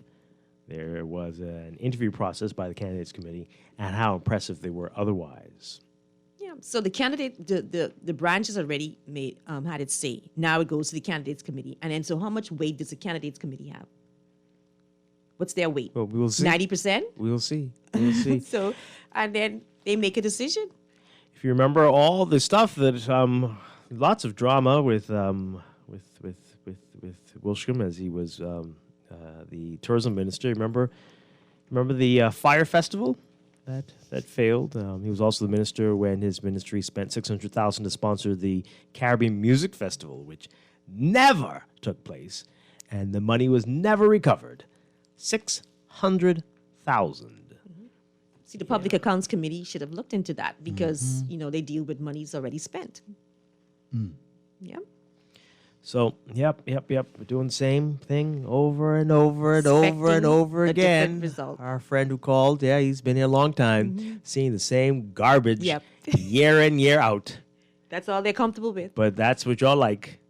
Y'all love it like this. And y'all newbies, get in line. I think what the political parties need in terms of candidate, more experienced people, not necessarily politically experienced. Because once you've been there, we already see what you're capable of. Unless there was some major transformation, we can determine if you're going to be successful or not. But they need experienced people. I see a lot of young people. There's nothing wrong with young people. But when you look at it, you're looking at succession. You're looking at who's going to form that cabinet. And in that cabinet, any one of those persons in cabinet should be able to lead the country at a drop of a hat. Any one of them. And so what I see happening is not a lot of experienced persons in their own discipline, persons who are known in the public to have made contribution, to be around that table to make decisions on behalf of the country. Right. I see a lot of young people who, at the end of the day, are just going to follow blindly. Drones, robots. Yes, men and women. The political leadership, and we're going to continue to get what we are getting. Same old. It makes people happy, comfortable, like the familiar. We're going to be back. A lot more to talk about on the other side. See your calls. If you can call back after the news. This is Morning Blend on Guardian Radio 96.9. Can wait another second. There's a way you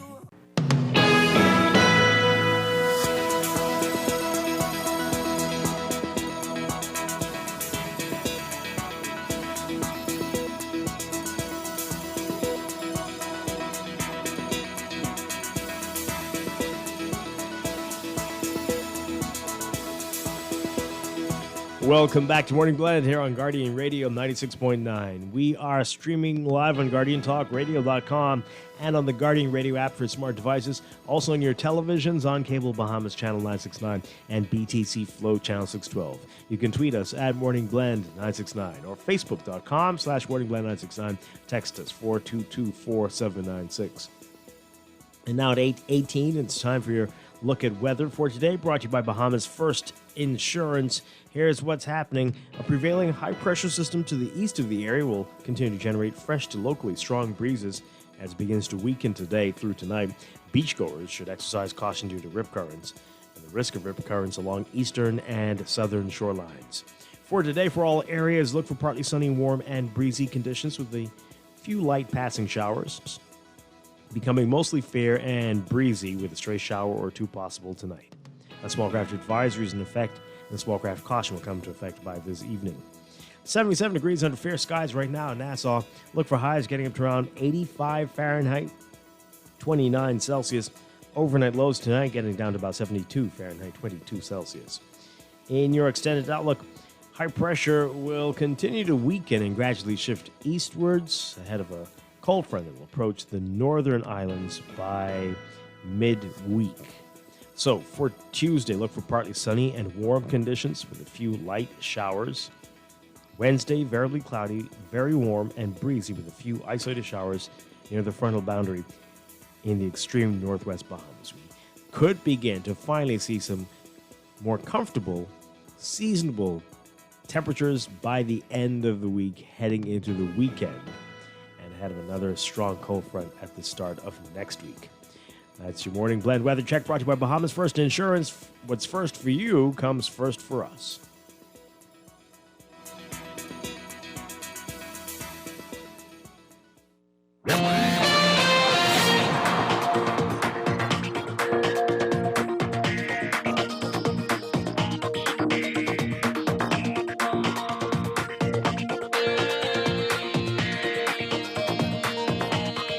8:20 the time for your Morning Blend traffic alert brought to you by RBC Royal Bank. A lot happening out there on the streets this morning. You're going to need a lot of patience today. So we've got from east to west, we've got Eastern Road, heavy traffic, westbound lanes, especially once you get past Foxhill Road heading westbound. You're going to be seeing that today. Bernard Road also busy. We've got a number of schools in the area, so that's westbound primarily this morning. Prince Charles Drive at the major intersection, so Prince Charles and Fox Hill Road, heavy traffic there, especially on Fox Hill heading northbound. And Prince Charles and Beatrice, and then Robinson Road, especially between Soldier and Old Trail, the westbound lanes there, heavy traffic this morning. You're going to be seeing a lot of traffic on Soldier Road northbound heading towards the intersection with Village Road and Burnett Road and Wolf Road. That's a busy place to be this morning. And Mackey Street and Marathon Road, both mainly northbound lanes there. Lots of issues there. Independence Drive might be the hottest spot this morning. That's both directions, westbound and eastbound. And Blue Hill Road, as usual, northbound heading towards that roundabout with Independence Drive. Carmichael Road, very busy this morning as well, eastbound, heading towards that junction with Blue Hill. And Blue Hill is just going to be a mess from north of Cowpen Road all the way up to Soldier Road this morning. You're going to be seeing some heavy traffic on Zion Boulevard this morning as well, mainly the westbound lanes, but eastbound also today. And, of course, Mile Butler Highway from well south of Fire Trail this morning all the way up to Tonic Williams-Darling Highway and Gladstone Road from Fire Trail up northbound. Just a busy situation there. And Carmichael westbound heading towards Coral Harbor Road. You're going to be seeing some building traffic there. We've got West Bay Street as you approach Saunders Beach. Heavy traffic eastbound this morning. It is quite a morning out there on the streets. Keep that in mind today. You're going to need extra time to get to wherever you're going today. That's your real-time traffic and your Morning Blend traffic alert brought to you by RBC Royal Bank.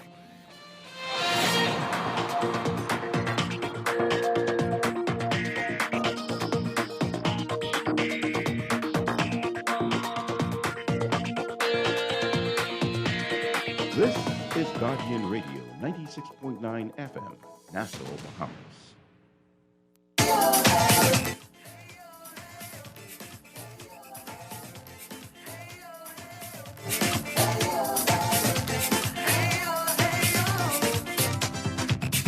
Get a little itch every time you walk in.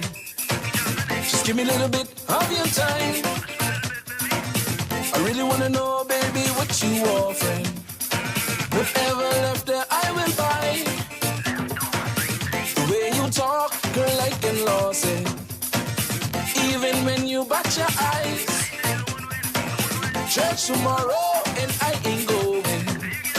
Give you my offering and my tithes. You got the realest wine, a minute of your time, please. I take the lead this time, I'm trying to make you mine. Hey, I need you to come my way, come on, baby, don't play. I'm feeling like this is my day, yeah, so I'll say. We're back here with Morning Blend on Guardian Radio 96.9. Dwight Strachan along with Pamela Musgrove. In a couple minutes, we're going to continue our conversation about downtown Nassau, which we started on Friday based on what some experts are saying, even though Pam and I and many of my co-hosts here, we talk about it all the time. But will they listen now? I don't know. We'll see. Just want to get through some more of these messages we've been talking about so far this morning. The text here. Not the darling heart. Our listeners in the previous hour will know. To our off-air because conversation. we were saying, wow. If that was anywhere else in the world. But this is what, unfortunately, our older Bahamians like to do. They love to do that kind of stuff. I'm not offended. Yeah? I'm not offended. Sweet boy. I knew where it was coming from. Darling heart. Sweetheart. My dear. You're eavesdropping on our off-air conversation. That's what they do. That's what they do. But anyway, they like it like that. Darling heart. Maybe I should have said sweet boy. Yeah, I think you should have. Oh, wow. This text there. Dr. Minutes and the F&M party didn't win the 2017 general election because of big sums of money. It was because of the people being sympathetic and in favor of them. But next time, God willing, I don't care what amount is invested into seeking to get them elected again. It just ain't going to happen. Okay. There's no excitement to vote. The PLP is bringing back the old people. We got tired of all of these. Who are they talking about? Those people. And they say, Glenn Santa Martin would be a great leader. Wait, things are in parentheses, and I don't know which part it's not supposed to be. What? Okay. Well, they're saying a lot of different things here. But they're saying it's time to have a president as head of state. Okay. It's such a game. Minutes had 7 or 8 MPs left off, but didn't get the nomination. A number of scandals, yet no one in the F&M is challenging Minutes for leader. Someone needs to challenge him for leader of the F&M. This one here saying the first time the lovely Pam is wrong. The governing party was not in election mode for 2 years. They never left election mode. They never came out of campaign mode for 4 years now. But it wasn't as visible as it is now. So you may be in campaign or election mode, but you're walking around in plain clothes. They are actually walking around in their colors and their names printed on their T-shirts and hat, which they probably have already ordered. Yeah. So this is and more there are pronounced. billboards everywhere now It's already. definitely more pronounced than it was in the past when persons were, canvassing the areas, but it wasn't as visible as it is right now. And again, as we said when we were having representatives from the parties on a couple weeks ago, you're not fooling anybody. At this point, a year before the last election, you did not have this many candidates ratified. You barely had 5 people ratified. I don't know if you had anybody ratified, right? This is where we are in the election year usually. By February, March, you have this number of people ratified. Never have we had 30 people ratified a year before the election. Come on now. So stop it. Stop it. I think it had to do also with the leadership, of the parties. From what I gather from Mr. Ingram, he waited until the time. Again, probably what he was used to, he waited until about 3 or so months prior to when the election was called. Well, you have work to do. You have work to do. You have a whole year to get things done. Why are you talking about election now? You have a whole year of work to do to fulfill your promises, to fulfill the things that you print in the manifesto. You've not done half the things you promised, and you're talking about election already? What is happening? How could you do that? What do you hope to achieve? I think they're just readying themselves. They want to be ready should the opportunity arise for an election to be called. Okay. Sure. This one here. What is wrong with our people? The competent authority gave a week's notice that Apico's curfew measures would be adjusted. Not a week, no. Yet people are still complaining about time. It wasn't a week, but still, yeah. The bigger issue is that you had to get the test. You had to get the RT-PCR test to leave. This one here, the constituency branches vote and then the candidate committee makes a decision. But we've seen the weight of the PLP, that the PLP constituency branches have in Golden Isle, St. Barnabas, South Andros, Marathon, etc. The branches chose someone, but the candidates committee ratified another individual. The democratic process has proven to be a joke. Okay. Yeah, let's take these calls. Good morning, caller. You're on the air.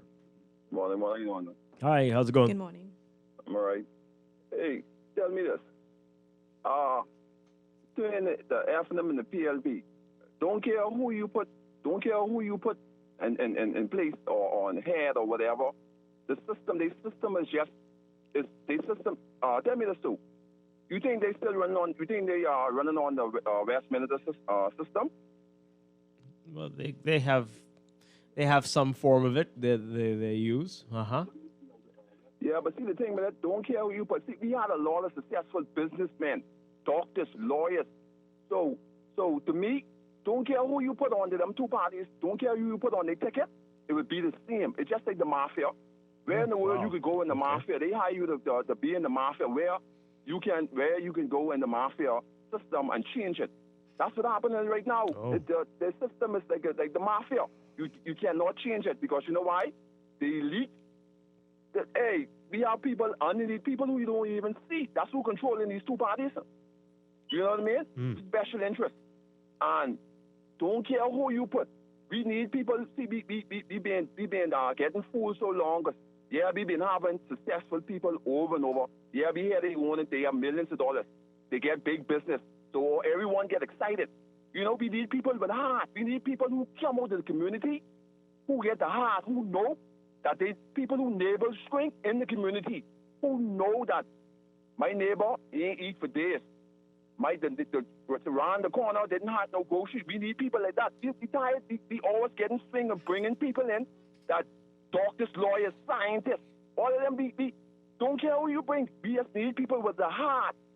That's what we need. We need people with heart. We don't need people with title. You know, and we need to stop that. And that's why we're getting fooled all the time, because these people them don't care. They don't ride around and see the people right now up in the area, Freetown area, and this and that. All the bushes dirty, the rats. They have rats problem.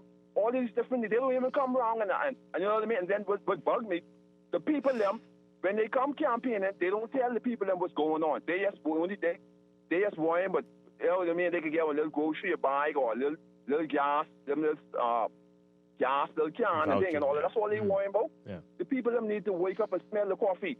Work for the people them who have good heart. Stop worrying but name brand things. Well, That's all okay. I have to say. Thank you very much. Appreciate it. Yeah, I agree. I think they need to be good people's person. I think a lot of that's what's missing. A lot of them don't have it, that heart, that that cares and want to see people uplifted. Now, the member of parliament is not specifically. That's not his role. All right, that's what I was going to say, Pam. Yeah. From that call before you go on, that caller, that's what all I could hear was a community leader. And so that's where local government would come in. Right. That's the type of leadership I think a lot of people are looking for. When you talk about having a naval string in the area, and that's what we're looking for. We don't have that here. We don't have that system here. But we can't get the member of parliament off on that. Their duty, because how were they elected, Dwight? They had to knock on doors and ask people to vote for them. So their duty is to bring the concerns of their constituencies before Parliament. When was the last time you heard a member of Parliament stood up in there and brought the concerns of their constituencies and constituents before Parliament? Very rarely. They don't. Because if you're the governing party, you're not gonna put your party on blast. If the water, if you're having an unreliable water system or the water isn't good, you're not going to come to Parliament to present that and that's how Parliament is supposed to be, that check for the executive.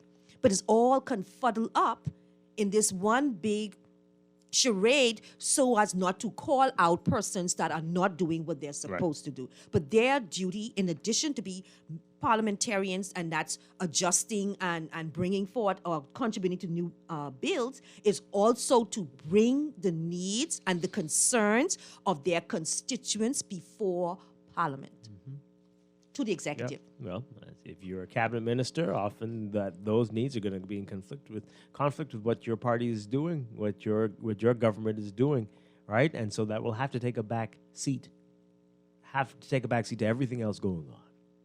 And so you have an MP who looks detached and completely clueless as to the concerns of the area. Because they don't know. When was the last time you were in your constituency? When was the last time you talked to the people in your constituency about what's going on? And that's how laws and that's how bills are shaped, because these are the concerns that are going on. And you may find that when you start talking, okay, that happening over there as well. That happened over there as well. Okay, what laws can we implement in order to deal with this issue? Mm-hmm. Yeah, absolutely. Let's take this call. Good morning, caller. You're on the air. Yes, good morning to you, Palmer, and to you, Dwight, Seattle Johnson. One of the things we're beginning to learn is that competence in one discipline doesn't make you competent in another. And so clearly we are seeing a guy that likes to remind us that he's a doctor and always admit that he's a gynecologist, that he doesn't necessarily, because of his competence in gynecology and OBGYN, does not make one a competent leader. And so essentially what we actually need is individuals that understands from a global perspective where we are and where we need to go, so they begin to make policies as opposed to run ministries that these current members of Parliament always seem to attempt to do, overruling and as far as control from even the PSs. But as far as an early election, there's a lot of promises made. It is said a promise is a comfort to a fool, but for one to determine whether someone is calling you a fool, you must ask two questions, and both must be able to be answered in the affirmative. The first question is, does the person have the ability to do what is being promised? The second question is, do they have the intent to? So if they have the ability but no intent, they're calling you a fool. So let's begin to look at the promise made to us: transparency, accountability, integrity, anti-corruption, freedom of information, campaign for finance reform, time limits, fixed election. Now let's go through each one of them. Yes, every single one of them, the Prime Minister had the ability. What we are now learning after 4 years, he does not have the intent. All right, so how are you supposed to do this on the campaign trail, know whether they do have the intent to do it? No, that's what I'm saying. But see, the intent comes from this very thing he promised to invoke, to bring into this thing, integrity. And so the question is, he has an overwhelming majority. He can do almost anything he wants, any laws he passes. You've seen him practically change the whole agenda of Parliament. And so essentially the question then becomes, did he have the intent? He's showing us that he has the ability to pass a law for transparency. He didn't. Accountability, he didn't. Integrity, he shows that he doesn't possess it. Anti-corruption, it has not been passed. Campaign finance reform, rejected. Freedom of information, delayed. Time limits, he's bringing an early election without even having a discussion of it. I mean, I can go through a tremendous amount of promise. I can go through about 25 promises made for Grand Bahama, where he has broken 30 so far. Okay, and so you have freedom of information. Well, no, okay, so that's what I'm saying. So how will we know whether you have the intent? We only see that after the fact, right? Because one of the problems is that we allow the party to tell us who they're sending to us, and so they give us the choice of the two of lesser evils, which is still evil. And so again, it comes to a form of individuals, and this takes a form of conditioning. Because when you've been part of the cave for a long time, if you've never seen the sun, it's hard for you to decipher the difference between a shadow and shade, and then the difference between an actual reality. And so, yes, there has to be some dying off, but what you have to do is, one thing to start with is campaign debates within your constituencies, and for individuals to begin to identify people within their constituency to choose that they think is more competent and understanding their individual circumstances to work towards it, and then also test the spirit. There's enough business people and other people and professionals within the community, if given the opportunity to engage those candidates, could decipher from amongst them who is best, even within the political parties and then across the bench from each other. All right, gotta go. Thank you very much. Appreciate that. This is similar to a text that we're getting here as well. I do like that we have so many ratified now, so we have more than a year to assess, evaluate, and possibly dig up dirt on them and know who they are. Well, that's interesting. If they will make themselves available, see Alan mentioning debates. Well, the dirt is being dug up. That's for sure. And does it change anything? Does it change anything? That's for sure. You look at the headline of the papers, and you look at what people what they're saying. Yeah, so they sure do have a lot of time. Let's take this call, and then we got to take a break. Good morning, caller. You're on the air. Caller, good morning. Nope. But see, that is why persons didn't call elections so far in advance. Didn't give you so much time for all kind of things to come out. You get a short time, like 6 weeks or so. No This idea your what you're campaign dealing time, with. you That's know. right. You find out 6 months into it. But who you this do this person thing really for 2 is. years. Yeah. Well, we will You will see. be left with no candidates. You might be better off. Caller, good morning. You're on. Good morning, Dwight and Palm. How y'all doing? Doing well. Good morning. Okay, and good morning to the nation. Couple of quick points across what you addressed this morning, Dwight. Firstly, did you see the photos of the Progressive Liberal Party's Braveheart free breakfast over the weekend? Yeah, we've been talking about it.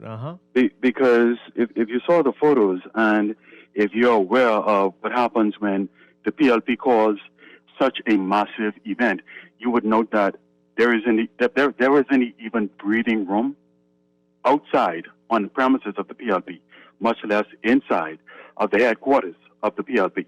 Okay? And if you look at the photos, Dwight, in particular the ones that I took, because I would have scanned the entire yard, you would see that there were various constituency teams across the country that came, got a hot meal, congregated in the area, grabbed a photo op with their leader, and left.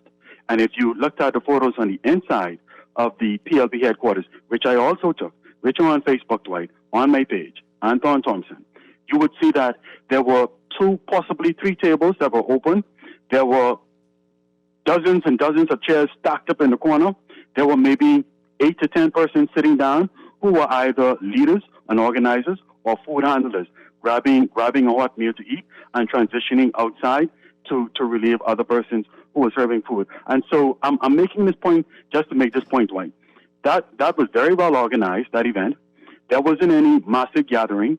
There were scores of people who drove through with their families, got a hot meal and left. And there were scores of people who were unable to drive through because they didn't have the vehicle, that caught a ride, got a hot meal, gathered up with the people who they got a ride with, and left. That was a very well-organized event, Dwight. Unlike what you see happening in the afternoon, and unlike what you see happening at funerals where the Prime Minister is in attendance. All right? Moving on to my next point, Dwight. I listened during the news break where Minister Ellsworth Johnson is saying that we're in an enviable position, right? The Rand Hospital is severely damaged, right? Exuma Hospital is under stop review and canceled. Cat Island Hospital, stop review and canceled. Club Med closed its entire hotel for an entire year because it was because they couldn't access adequate medical care on San Salvador. Okay, yes, we are the envy, right? When you look at what's happening in terms of critical care beds, we are inadequate. When you look at regular medical care beds, we are inadequate. When you look at the fact that we are unable to provide separation facilities for persons coming into our hospitals to keep them safe, we are unable to provide PPPs for uniform officers, for teachers going back to school, for nurses, for doctors to protect themselves. All right, Anton, you're stating, yep, well, I don't know. I mean, yes, it's been like that from the beginning of time, okay?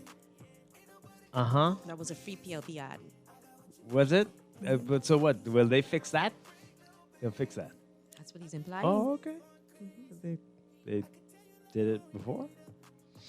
All right. When we come back, downtown. This is Morning Blend on Guardian Radio 96.9. Eyes come lazy, but she is real. Dressed to kill. Biggie bum bum till you die. When you get your child immunized, you are protecting him or her from diseases and also creating a safer community. It took many years for the Bahamas to get rid of infections such as polio, mumps, and measles. Keeping up with your child's immunization schedule so that they are fully protected can keep these diseases from coming back.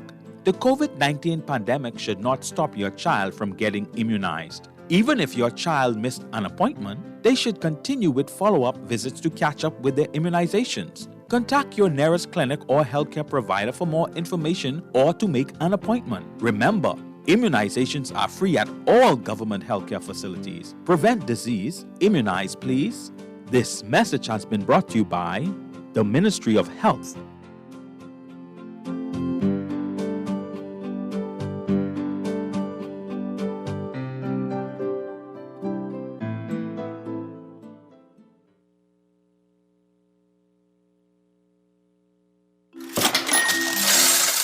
Hear that? That's the sound of your money working for you. Because at CFAO, we know you work hard for your money, so we make sure your money works hard for you. In 20 years as a leading investment firm, we've helped thousands of Bahamians grow their wealth and build a more stable future with savings plans, pensions, and wealth services to suit everyone. Whoever you are, whatever you do, we have financial solutions that will work hard for you. Visit or call us today to put your money to work. CFAO, seize your future today. Why Alive? Do it your way with Alive Prepaid. Choose our daily Freedom 4 plan or our 7-day Freedom 6, Freedom 12, or Freedom 35 plan with so many ways to purchase. Use your My Alive app, bealive.com, dial 611, or visit any of our Alive locations, kiosks, or Alive vans. Alive. Believe in best. Believe in best. RBC and Visa bring you a benefit as unique as you to enjoy Disney Plus. Get 2 months of the all-new Disney Plus streaming subscription on us if you have an RBC Visa Platinum card. Learn more by visiting www.rbc.com/Caribbean/Disney. Reimagine new ways to bank better. Screws and Fasteners World, Balfour Avenue and Palm Beach Street, has those hard-to-find fasteners for you right now. You can find stainless steel regular hex, carriage bolts, galvanized bolts, threaded rods, nails, self-tap screws, sex bolts, anchor bolts, turnbuckles, masonry tools, hand tools, and weed whacker strings. Check out the rope selection and car body fasteners, too. Special orders are welcome. It's your #1 fastener store. Screws and Fasteners World, Balfour Avenue and Palm Beach Streets. Call 326-1976. Imagine. That's where every advancement begins, with an idea that things can be different, better, now. Imagine a world where your entertainment experience was all about you, your style, your show, at your budget. At Rev, that's what we've imagined. To join the conversation and learn more about the future of Rev TV, visit us at rev.bs/imagine. This is Guardian Radio 96.9 FM, Nassau, Bahamas.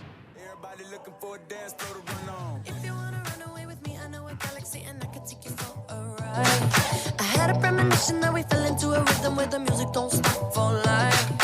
Glitter in the sky, glitter in my eyes, shining just the way I like.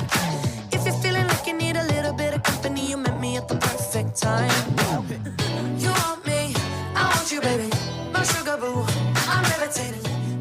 We're back here with Morning Blend on Guardian Radio 96.9. Dwight Strachan along with Pamela Musgrove. All right, so last week, Friday, we were talking about this downtown Nassau. This is in response to a Carnival executive who was saying downtown Nassau is the pits, essentially. I'm paraphrasing, but you know, it is the pits. And most of their visitors, we've heard that for years. Most of the cruise ship passengers don't want to come off the boat. There's nothing to see. To be exact, they said it.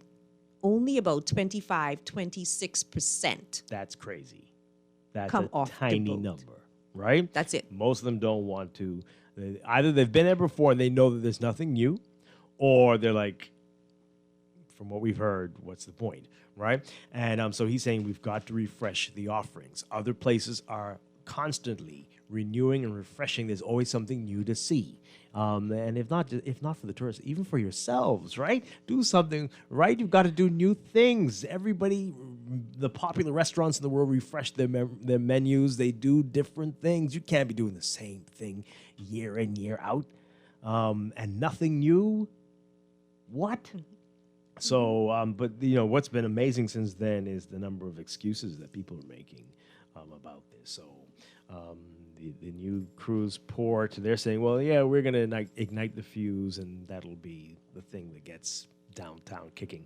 Of course, we heard that before with the point. That was supposed to be the thing that will spark the change downtown. That has not done that as yet at all. I think when you have the condo type concept, a lot like persons were saying that we need condos downtown. I agree we need persons to live downtown, but not the expensive $1-something million condos. Well, you got to have a mix. No, because for the most part, for those persons, they will dine at the hotel, right? Now, when you go to major cities, there's the city life it's lights, music, vibrant. You have clubs, you have dining, things for people to do and walk around and enjoy. We don't have that here. So in absence of that, persons would dine on their yacht because they have the facilities, or they dine at the facility. They're not going to walk downtown to enjoy downtown, particularly how we don't have the amenities down there. Well, here, this is from the Tribune. Charles Clanaris is the co-chair of the Downtown Nassau Partnership, and he's saying that things aren't as bad and gloomy as the Carnival executive said. Okay, so that's fair for him to say. Is it really? No, wait. He said that. You can't fault him for saying that. Things are not as bad and gloomy. Give his reasons. What is he saying? All right, so point us to some stuff that's looking up. Does not totally agree with what Giora Israel, Carnival Group's senior vice president for port development, said, echoing Mike Mora, Nassau Cruise Port's chief executive. The DNP chief said downtown Nassau and Bay Street stakeholders were, quote, taking the long-term approach to improving the city and its attractiveness to both locals and visitors, and that must be a very, very long-term approach. He didn't justify his statement. Well, we're going to get to it. Hopefully there'll be something in here. I'm listening. Suggesting that the $268 million Prince George Wharf transformation was the first step towards sparking the area's overhaul. Mr. Clanar said, quote, I don't totally disagree with what he's saying. There's room for huge improvement downtown. We've been hearing these criticisms for a long time, but I feel very positive. You take excursions like Dolphin Encounters, Blue Lagoon, the excursion to Exuma to see the swimming pigs. Those are huge and popular excursions. Oh, my goodness. There's room for improvement for sure, and there could be improvements in cleanliness and behavior short term, but we're taking the long-term approach. See, again, he doesn't say. It's saying we're taking the long-term approach, but you cannot see that progress. No. And excursions to places away from the downtown area. I don't understand how that is helping improve the downtown area. I think downtown and excursions are two different. Very, very different. They're two different things. Yeah. The Carnival Cruise, president was saying that they didn't have enough excursions. Yes, but also downtown attractions. Yeah. So no, I mean we say downtown is in a bad state, but what they want when you travel to places. I went on a cruise one time before. I don't really like cruises. I think it's just a hotel in a big ocean. Now, if you're going to a spot that I think I've never been before and I would want to explore, then I would do it. Yeah. And when I went on a cruise one time before, individually, I spent over 1,000 euros on attractions because I wanted to explore. Right. So the excursion helped us because it will increase the spend of the cruise ship passenger. Sure. The problem now is because they don't have any attractions, because we don't have any attractions and they don't go out, our spend in that area is very low. Yes, understandably. And so excursions are one way, but also restaurants, museums, Yeah. and other amenities on the land would be that too. But we don't have any of those things. I think the problem with downtown is a lot of those properties are privately owned. And nobody wants to make the decision to force something to happen. Yeah. So, for instance, if your property is run down, you tax them. Yeah. Here's more of what Glenaris is saying. He says he's admitting that downtown Nassau's retail offering was, quote, a weak point of the city beyond the upscale outlets like John Bull and Gucci, and argued that there needed to be greater diversification and an infusion of authentically Bahamian products to improve a shopping mix that remains too reliant on T-shirt and souvenir stores. We've been saying this for years. For I think it's a decades. failure of the Ministry of Tourism. It I think could it's be. a failure. It's of the definitely a Ministry of Tourism. failure, failure of the government. But it's many things. Many things. We see that the authentic experiences that people would want, they are moving to other parts of the island, right? If these buildings that are abandoned could be made available to Bahamians who are At a doing these reasonable things price. at a reasonable price, we could fix all of this. Right. We'd have a place that locals who want to go and the tourists can find an authentically Bahamian experience. But we're not doing that. I think the focus of the Ministry of Tourism is to the hotels at the detriment of developing the entire tourism product. Because see, they're supposed to have that aerial view of the entire tourism product. That's the hotels, that's the cruise ships, that's the Airbnb. And you have your strategic plan, come together with your strategic plan on how you can move all avenues of the hotel sector, the tourism sector forward. But a lot of the focus, most of the focus is towards the hotels. And that's because maybe they're saying that, the average spend is between $1,800 to $2,500 for a family. The challenge with that is because we have so much leakage in our hotel sector.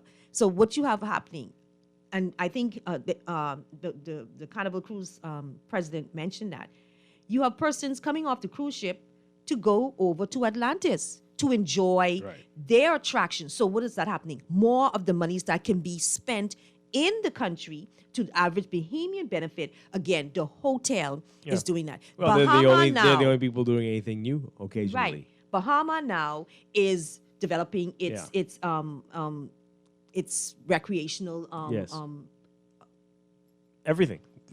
Package. Theme park, right? They're so doing then those more things. again. New So restaurants. Bahama, Atlantis, the hotels are looking at this and they're saying, you all have access to over 5 million cruise ship passengers. They're looking at the data. Only 20-something% of them are coming off the ship. Yeah. What do we need to put in place in order to attract them off the ship? That is what we as a country should be doing and getting But you more people mentioned involved. tourism. Is it the Ministry of Tourism? Is that the ministry that should be doing this? Or is there something else? Is there even a ministry at all that should be responsible for this? Tourism, because tourism needs to work with all stakeholders to get the master plan. Yeah, okay. And once that master plan, they execute. Everywhere not else focusing in on the one world, segment over the other. Everywhere else in the world, there are cities that do this. There's city management that's responsible for this, for ensuring that you have the right mix of restaurants and attractions in the city, right? There is a manager. This is what they do. That's what should be responsible. We don't have this. We have no plan, no master plan at all for what we want on this island. Now, don't get the excursion and downtown mix up. Now, I agree with you, a city manager for downtown to manage that. But in terms of excursions, it's providing attractions, it's providing stuff. And sometimes you have to create that. Of course. You have to go out and invest in that. Of course. Let's get these calls in very quickly. I do want to read some more of what Glenaris is saying because this is head-scratching. But let's take these calls really quickly. Good morning. What do you make of all of this? What are we going to do finally? How much more talking are we going to see on this? Good morning, caller. Hi. Nope. Okay. Let's take the other. Good day. Good morning. Hi. Good morning. Morning, Dwight. Morning, Pam. Good morning. Hi. Very quickly here, Pam, you are absolutely on point. I think primarily, we need to look at what the representative of the external firm has said about this place and really take that into consideration. You see, they see a lot of things that we don't see, and I think we should not just dismiss dismiss it. We all see this. No, yeah. We all Exactly. see this. We've been saying this for years. Yeah. Right? My final point before I go, Dwight, is this. Eminent domain. The government needs to tax these persons who have these properties.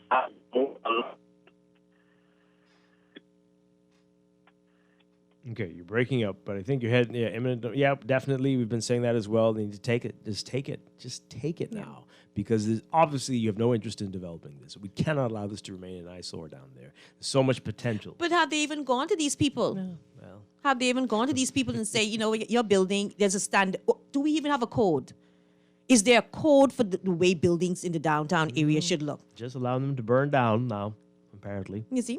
So if there's no code, then whatever happened, it's accepted. Yeah. So, okay, this is more of what Clinaris is saying. He's saying restaurants that cater to both locals and tourists were also required in greater number, along with the likes of coffee shops and ice cream parlors. Okay. Quote, that's a missing element of the city of Nassau. Retail is a missing part of the product to make the city itself more attractive. It's a long haul, but I'm very optimistic about what's taking place. I don't look at it as negatively as Mr. Israel claims to be. He also pointed to the soon-to-be completed Point project next to the British Colonial Hilton, as well as the ongoing work of the U.S. Embassy. They keep bringing up this embassy. Why do they keep bringing up this embassy? What does it have to do with again, anything people at who, all? Right. They keep just saying and doing the same things, and at the end of the day, it makes no sense what he's saying. It absolutely makes. I parked my car downtown, no sense, so yeah, that's going to bring more people in. What are you but talking about? Even that, there's no adequate parking at reasonably priced. That's you need that convenience in order to go downtown. Oh wow! The new central bank project will also help to uplift downtown Nassau. Wow, You we can are take really tours reaching. there. Really? You can take tours. See, that's Oh, okay. excursion. So you can take tours to the point. Show them And the and point. maybe walk take around tours to the outside U.S. embassy. 'Cause you Yeah, gotta go inside. because you won't be able Just to go stand in. outside and take a picture. And then take tours to the central. Do you want to bank. see our That's new it. embassy? Yeah, The new U.S. embassy? Yeah. Okay. See, and I think the challenge too is, yes, retail, it would be nice to have, but it's too expensive. And you have people sitting on properties, allowing them to deteriorate because they really don't need the money. They are in no rush. They are not desperate to get off to sell their properties. So that's where government needs to step in and set a standard. If we do not have a standard for standard code for buildings in the downtown area, they need to set a standard. And when you violate, you tax them, so that it will force them, if they can't uphold to the standard, sell the building or sell the property. This line here. This is why we just can't get beyond this. Pointing out that the Bahamas' relationship with the cruise lines was a two-way street, and that Carnival has benefited immensely from what we've given them in terms of private islands and multiple destinations in this country. Mr. Clinara said the city's 11 months and counting COVID-19 shutdown and had opened the eyes to the dangers of relying on a one-dimensional economy driven by the cruise lines. Whose eyes were closed on this? But why do the cruise lines have the private island? Because there were no attractions on the mainland. And they did a survey, and the cruise ship passengers, they don't favor the islands over the mainland in terms of interacting with the natives and the culture and experiencing the culture of because that's the manufactured. Place. Yeah. It is not authentic. So they're not all excited about that. That could be an option on the cruise, but they want to stop in the mainland. And I'm sure they used to love the interact. overnighting that they did. I remember that was popular when it was happening, but before the crime got out of control and before they realized everything was closing at 6 o'clock. When I went on the cruise, when the cruise ship was in harbor, everything, all the stores, all the restaurant on the cruise ship had to shut down. Yeah. They had to shut down.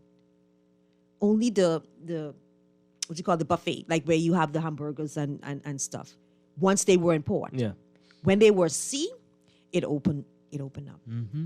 But everything had to shut down. But then the cruise ships are probably arguing, you shut us down, there's nothing. There's nothing on the island what do you want for to do? us to do. To the American fast food places? That's all we see when we get off the ship. What are the options? We have to go to the other side of the island. And so who in Parliament is lobbying for more to be done to allow Bahamians to have the opportunity to create these attractions and excursions. Yeah. Very sad stuff. And I suspect, sadly, a year from now, we'll still be talking like this. 5 years from now, we may still be talking like this. There is no master plan. There have been many people in the past who've been talking about this for years and gave all their ideas. But now, this still, is self-interest for Carnival, because Carnival was a part of that bid to purchase the cruise port as well. Sure. So Carnival is saying, we didn't get it. And so now we can tell you all that even though those guys got it, that's not all you need. And that's fine. That's fine. But we know that's fine. that they are not wrong in this regard. Exactly. To point out this at this juncture. But Yeah. they have, in defense of the cruise ship, they have been doing it for a very long time. I've been reading in the papers many years ago when they're telling us what we need to do to improve this product and to increase the spend. And 11 months into this thing, almost 12 now, we really could have been a lot further along when we do get this back. We could have had something new for them to see. But nope, it's the same old stuff, maybe some paint. They say it's better to teach a man to fish than to give him the fish. You may give him the fish the first day so he doesn't die, but you have to teach him, right? And that's what we are not doing. No, we not are at all. waiting, sitting around, and we are waiting for things to be normal for the cruise ships and the hoteliers to save us. We're going to break. When we come back, Morning Blend Business, we're talking with the BTC CEO, the new Bahamian BTC CEO, after the break for Morning Blend Business. Stay with us.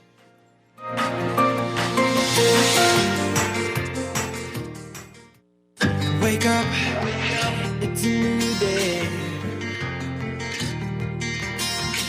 Wake up, it's a new day. It's Guardian Radio 96.9 FM, Nassau, Bahamas. Wake up, it's a new day. Wake up, it's a new day.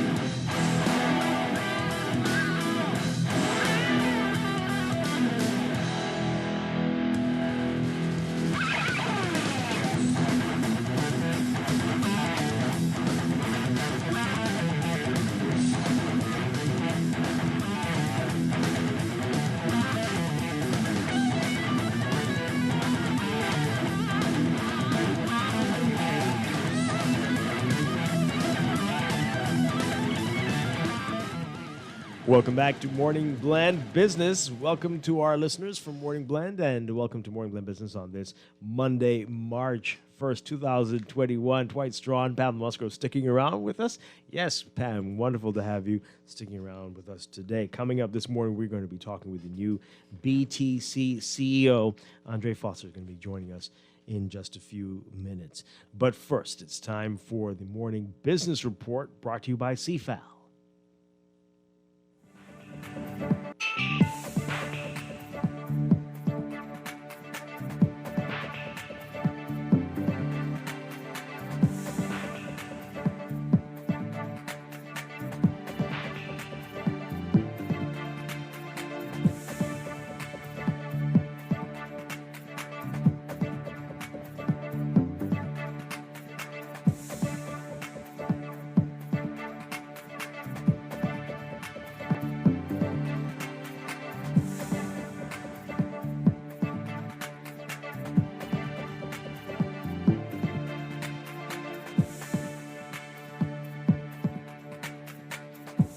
In your morning business report, after missing initial targets, early inflow numbers for the month of February indicating that revenue collections are trending upward to meet budgetary expectations.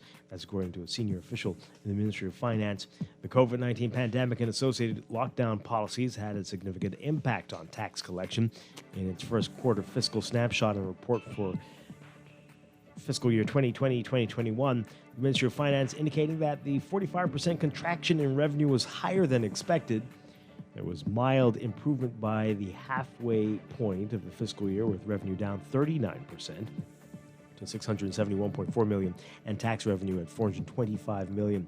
Acting Financial Secretary Marlon Johnson saying, building on the momentum that started when the economy partially reopened in November, February is showing positive signs. You can read more about his comments in today's Guardian Business section. Cable Bahamas and BTC have laid out their wholesale dedicated internet access prices in a newly released consultation document from IRCA.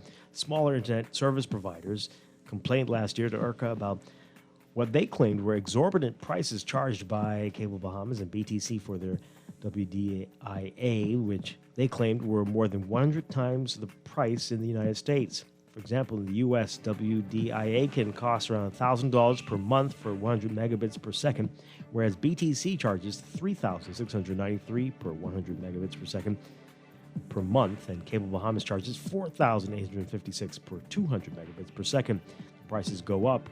As a result, last year, IRCA issued new regulations requiring the internet giants to comply with specific obligations, including that BTC and CBL submit their proposed price and non-price terms in their point of presence based on their WDIA services. Read more about this in today's Guardian Business section.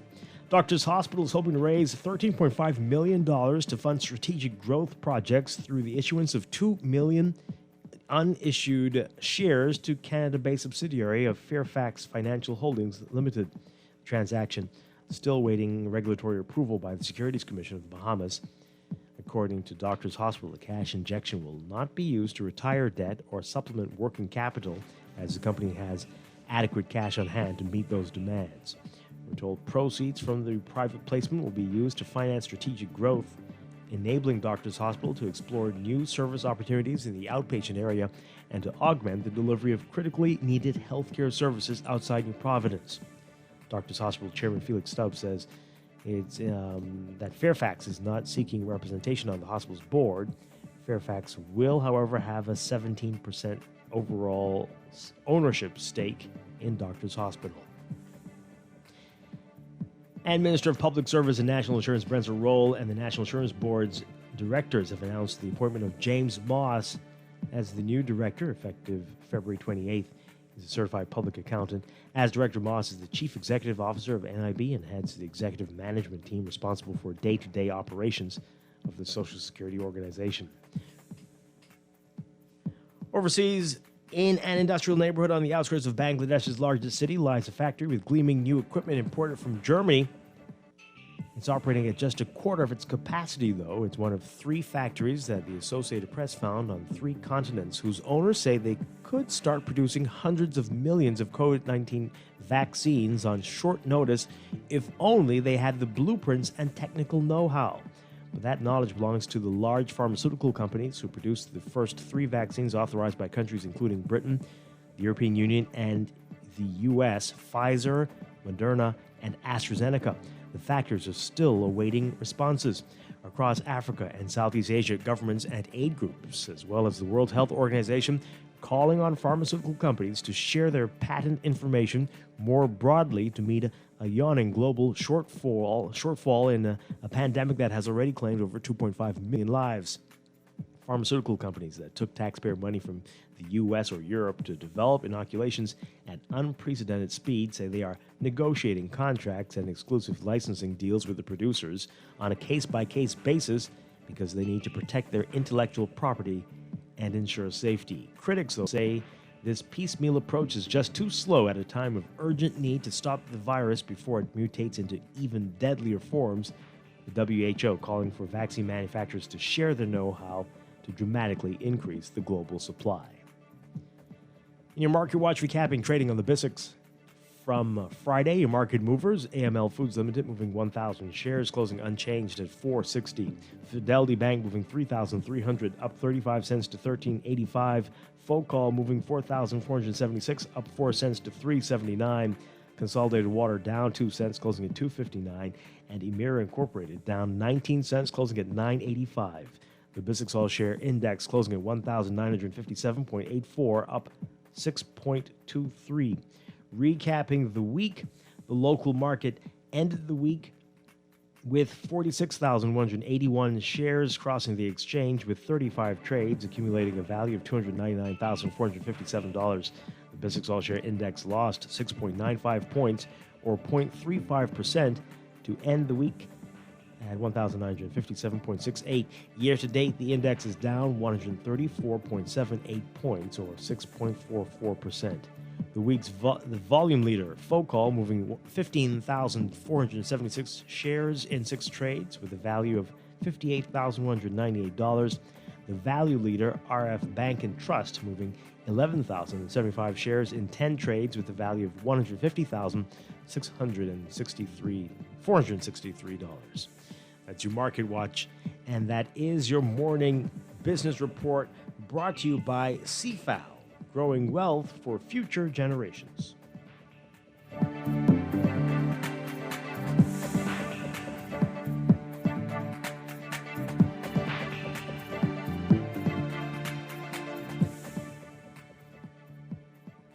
You can tweet us at MorningBlend969 or Facebook.com/MorningBlend969. Text us 422-4796. Numbers to call in 323-6232, 325-4316, 325-4259. It's time for a break. When we get back, we're going to be talking with BTC's new CEO right here on Morning Blend Business here on Guardian Radio 96.9.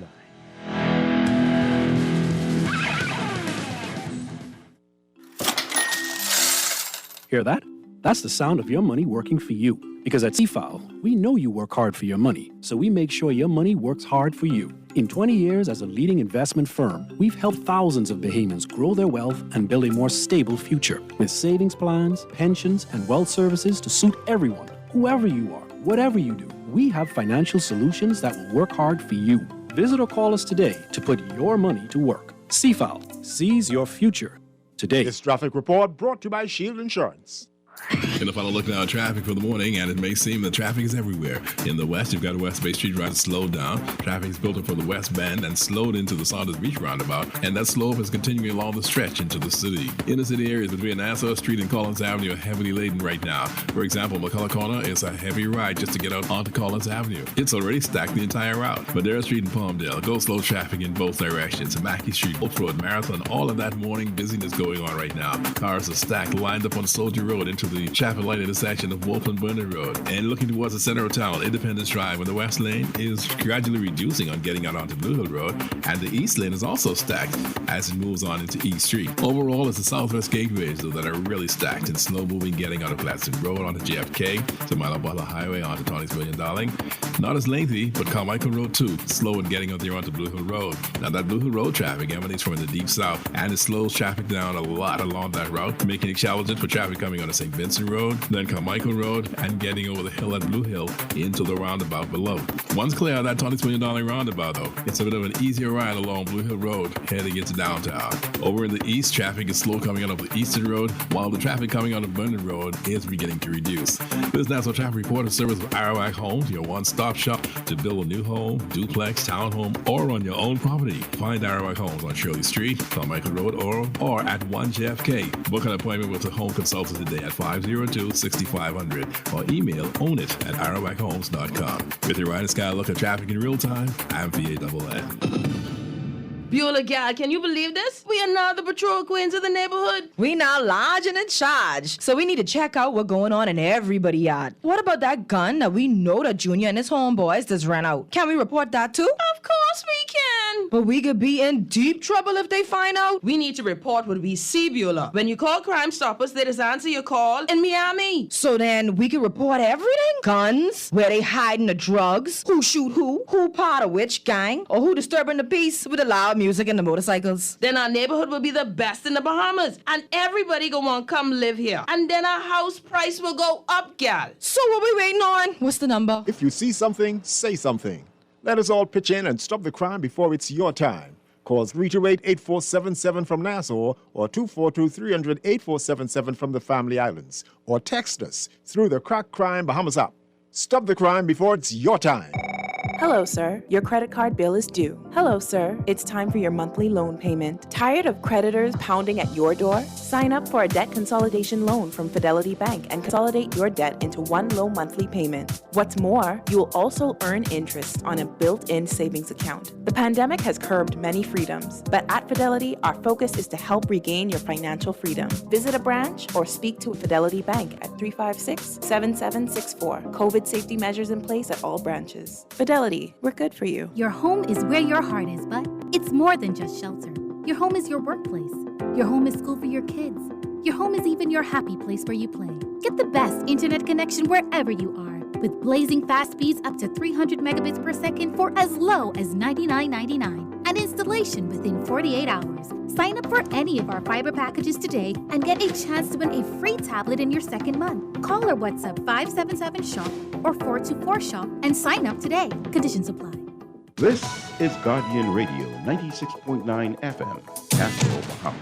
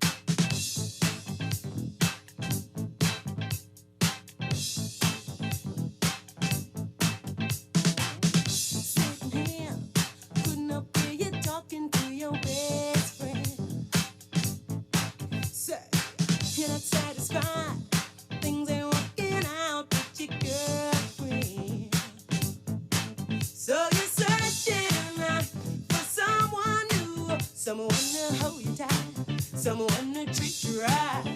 Though your girlfriend's a friend of mine, here's my number and a dime. Call me anytime. Call me if you need someone to talk to. Call me, satisfaction guaranteed. Call me if you need someone. We're back here with Morning Blend Business on Guardian Radio 96.9, Dwight Strachan along with Pamela Musgrove. And this morning we are very pleased to welcome our guest who, effective today, March 1st, is now the CEO of BTC, Andre Foster, joining us live. Good morning, sir. Congratulations. Welcome to Morning Blend Business. Well, thank you, Dwight. Thank you very much. Good morning to you and to Pamela and to the rest of the Bahamas. Yes, great to have you with us on your first day. We really appreciate that. Again, congratulations. And let's talk. We have a lot to talk to you about. What do you see as the first thing that you need to be focusing on as the new CEO? What is the main priority that you have to get running at this time? Yeah, no. Listen, Dwight, first of all, thank you again for having me. You're actually my first interview as CEO for BTC. We're very honored. You really, well, not as honored as I am to be here with you, but also to be the new CEO for BTC. Listen, I think, when I started in this industry many years ago, it was pretty incredible to think that someday I might become the CEO of a great company like BTC. I can tell you without absolute doubt, BTC is one of the greatest companies in the Bahamas. We've got such an amazing team, and we've got a lot of changes to make. We've got a lot of things we got to improve upon, but the foundation of what this company is built on is just rock solid. And I've been around telecom for quite some time, and I know quality when I see it. And I can tell you, as we continue to grow this business back to its glory, we've got a good foundation to work on. So the first thing you said, so what are we going to focus on in BTC? And I can tell you, this year for us, this is the year of the customer. For us and for our parent company, Liberty Latin America, we've really focused on what do we need to do to make sure our customers not only feel the love of being a customer for our company, but also are appreciative of the value that we're providing in our products and services. So for me, number one focus is making sure we live up on making this the year of the customer. So that means, improvements around the way that we service our customers, and especially for Bahamians, I want to make sure that BTC is helping them to evolve digitally. So what does that mean? Embracing new ways of interacting with us, whether it's through our virtual store, where we come to you, we bring products to you. You can make transactions, online or over text. Making sure it's frictionless from that perspective. Making sure that you have easy ways to pay. All right, so making sure that all those digital means for getting access to your services, making sure that your account is up to date, and even adding services is something that we want to make sure you can do very, very easily. And that comes through a lot of hard work from our people, right? So I think the second thing I focus on is, how do we make sure that our workforce is absolutely ready to service our customers digitally, to make sure that they can provide self-support as well as remote support, so that we can make installation faster. We try to measure ourselves on how quickly we can get an install done. Our target is 48 hours. We're not quite there yet, but you can get an install done within 48 to 55, maybe 60 hours on a bad day. But we are really focused on driving that to be within 48 hours. And of course, from the perspective of any types of repairs, we try to be within a 24-hour window. Again, a work in progress to get there, but that's going to be some of the focus, making sure that our people are ready to live up to some of the commitments that the company is making to our customers. Right. And that comes through a variety of ways, right? Which, again, we just want to focus on making sure our staff are enabled, that they're well trained, and of course that they're appreciated. Right.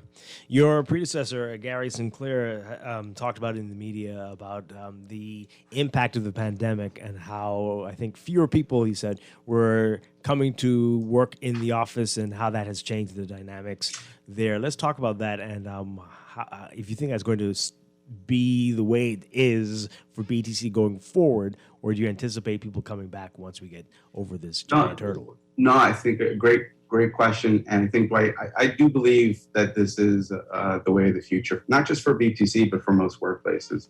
We have, 95% of our staff are absolutely working from home. We've got teams, obviously, that work in warehouses or work in our retail stores. Those folks are still showing up to workplace every day. And I was listening to Dr. Forbes just the other night, where they're, as we continue to progress through this pandemic, they're starting to see more workplace clusters, come up. And that's something we've been very cautious about. We're very focused on our employees and their safety. So we've tried to really minimize any type of congregation of staff in large quantities. We have an operations center, obviously, where, those folks are required to be inside a facility. We have technicians going in facilities, and we've created lots of processes and procedures to make sure that they're taking safety precautions against the pandemic.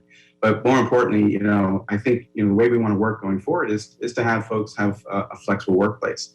So we moved out of our iconic JFK building, so that building is no longer used for employees.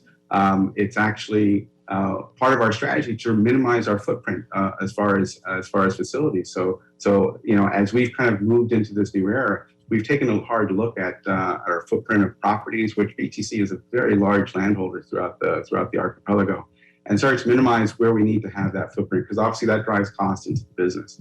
So our focus is now having fewer spots and making sure that those are flexible spaces, right? So spaces for meetings, spaces for our sales teams to come in and for technicians to work out of, but not to necessarily stay there full time. And I think our workforce has actually really, they've embraced and they've acclimated to this new way of working. And as Gary had said, our productivity has improved. So I think we're going to see this continue. I don't see a need to have a huge office space and everybody congregating. Our teams are getting a good balance of work life in this new regime. What are you going to do with that building, though? What's going to happen to it? Listen, it's an iconic building. There's been lots of folks who have expressed some interest in purchasing it. It is something that we do have on the table for perhaps selling some of these properties. As you go through the archipelago, as I was saying, we've got a lot of land in BTC. Certainly, one of the things that we do is looking at a property reduction plan, where some of these properties would certainly be looked at maybe being sold off. And what will this mean for the number of staff? Is that going to impact the numbers you have working at BTC? No, absolutely not. Listen, we've been, as in current news, obviously, we're just on the heels of an early retirement program and a very I think gracious retirement program for folks in certain categories. BTC now is at the point where we're looking at our workforce. We're reshuffling folks so that we get the right people in the right places. Also looking at the gaps that are created as a result of the two VSEPs and now the ERP, and trying to get, again, shuffling in people into those roles, restructuring jobs. That's a big part of our people plan for 2021. And certainly one of the things that we try to do is make those opportunities available within the company, especially to some of our temp workers or contract workers. They become essentially the pool of resources that move into these full-time positions.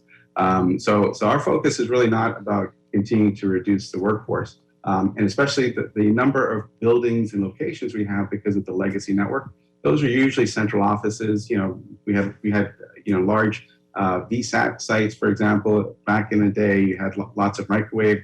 That was all replaced, and now we have a much smaller footprint of technology that supports the services around the country. So those properties don't need to be as large as they used to be. I read an article last week where a number of the major investment banks were saying that their employees were having work at home fatigue, and that they're trying to get them back into the offices in a phased approach as soon as possible, and that the work at home for them was an abbreviation of sorts, not the new norm after the pandemic. So where does BTC stand? Is this the new norm for BTC in terms of working at home, or you foresee yourself gradually getting back to working at the office, maybe like you mentioned, lesser buildings? Yeah, no. So, Pam, again, great question. From the perspective of work at home fatigue, I'm pleased to say we haven't had certainly a lot of that. The nature of our company and the things that we do, the technology that we support, our folks are always on call, right? They're always being required to maybe support an outage or perhaps, during the Christmas seasons, our retail stores, they work super hard. We've got folks out in the field, our telesales teams and our door-to-door teams, those jobs are actually quite well suited to be persons who are brought in as needed, right? I think that helps us to kind of curb any risk of further pandemic exposure within the confines of our buildings. And again, from our staff sentiment, by and far, the majority of our staff are enjoying the fact that they have the flexibility. So, we have, in many instances, we have staff who maybe they have young families and their kids are now schooling from home. So they are able to be there to support the children and still work without having to worry about a commute, without having to, do a school pickup. So those things actually, I think, have allowed us to achieve a better work-life balance with our staff. And certainly, I can't speak to what's happening within the banking sector, but, I'm sure that, some people do tend to probably work a few extra hours as a result that, that commute time is much shorter, or maybe they're in the evenings logging in and checking mail. We're not seeing that as being a big issue, and it's certainly not fatiguing our staff. But we do think that, the way that we will operate as a modern day telecoms is exactly as we are, where remote and distributed workforce will be the way of the future. Making sure that we have good connectivity to our employees' homes is going to be key, because again, if we can't connect our employees, how can we connect our customers, right? So it really allows our employees to experience what our customers experience. So I think there's a huge benefit to it. We do have a huge investment, and we're wrapping up our building in Grand Bahama. We have an office facility in Southers Way that's just being finished up. Very modern, very sleek. And we're going to do the same thing here in New Providence and for Fall Track, creating that, that hot seat type of environment where people can come in. But again, we don't anticipate folks will be stationed there on a full-time basis. They'll come in and they'll use that space on an as-needed basis. Mm-hmm.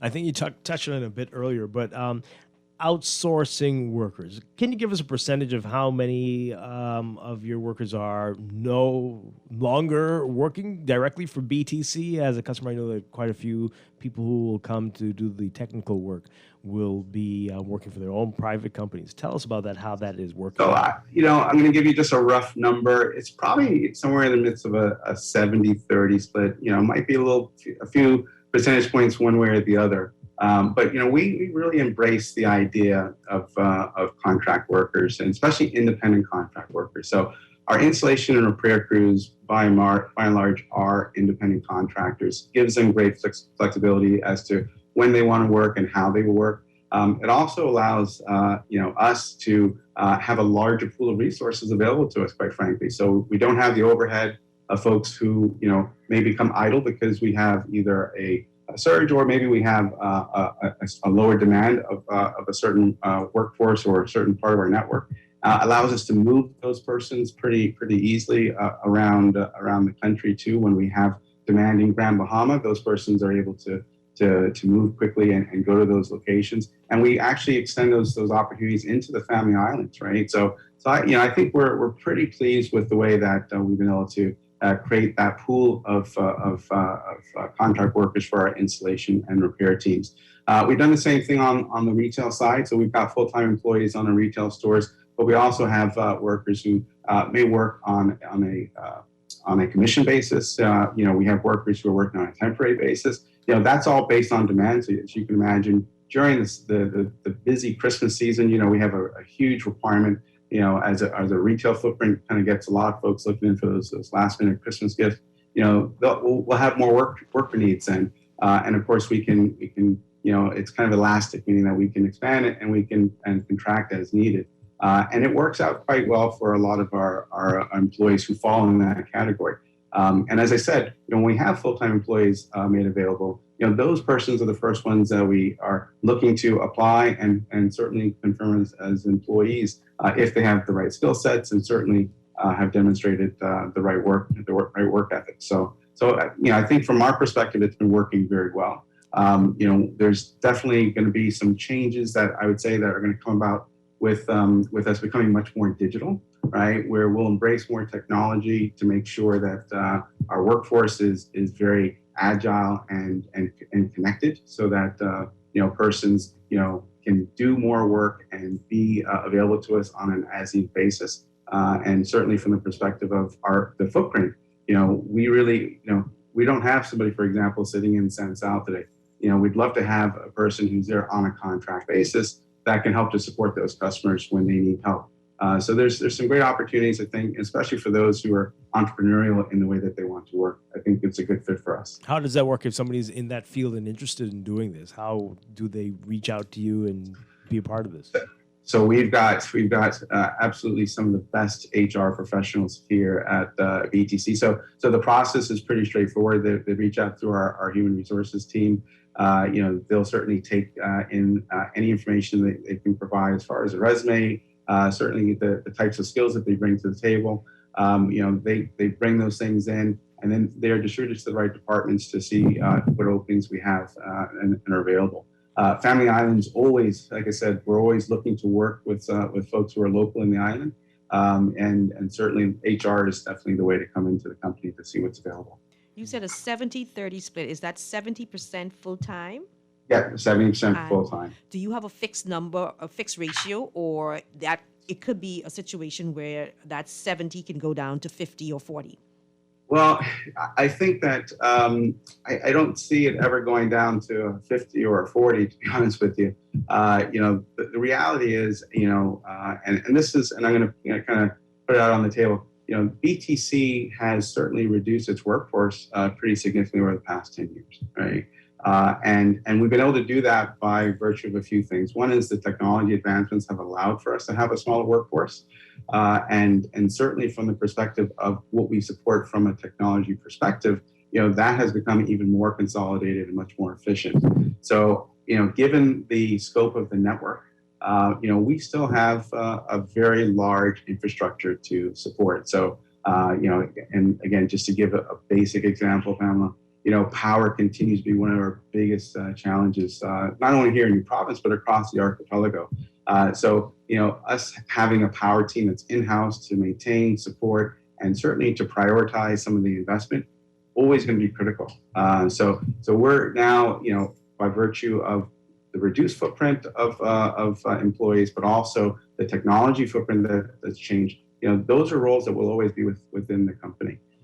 We also do have the benefit, obviously, of Liberty Latin America, our parent company. They provide some engineering support, but by and large, all of the operations, everything we do, everything that's customer facing, everything that touches the customer is supported here in the Bahamas by Bahamians.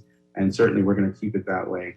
We want to make sure that we have an intimate touch with our customers and ensure that they're receiving the best support they can. And certainly I think it can only be done by somebody here in the Bahamas. All right. Let's talk about some of the services you offer and fiber. The rollout seems to be going slowly here in New Providence. Where is fiber available, and why has it taken so long for it to cover the whole island? What's happening there? So it's a great question, Dwight. And it has a bit of history to it, so I'll try and make it brief. And so we have here in New Providence, we continue to roll out fiber in many areas. In fact, we've got 3 fairly large areas that will be turned up this year.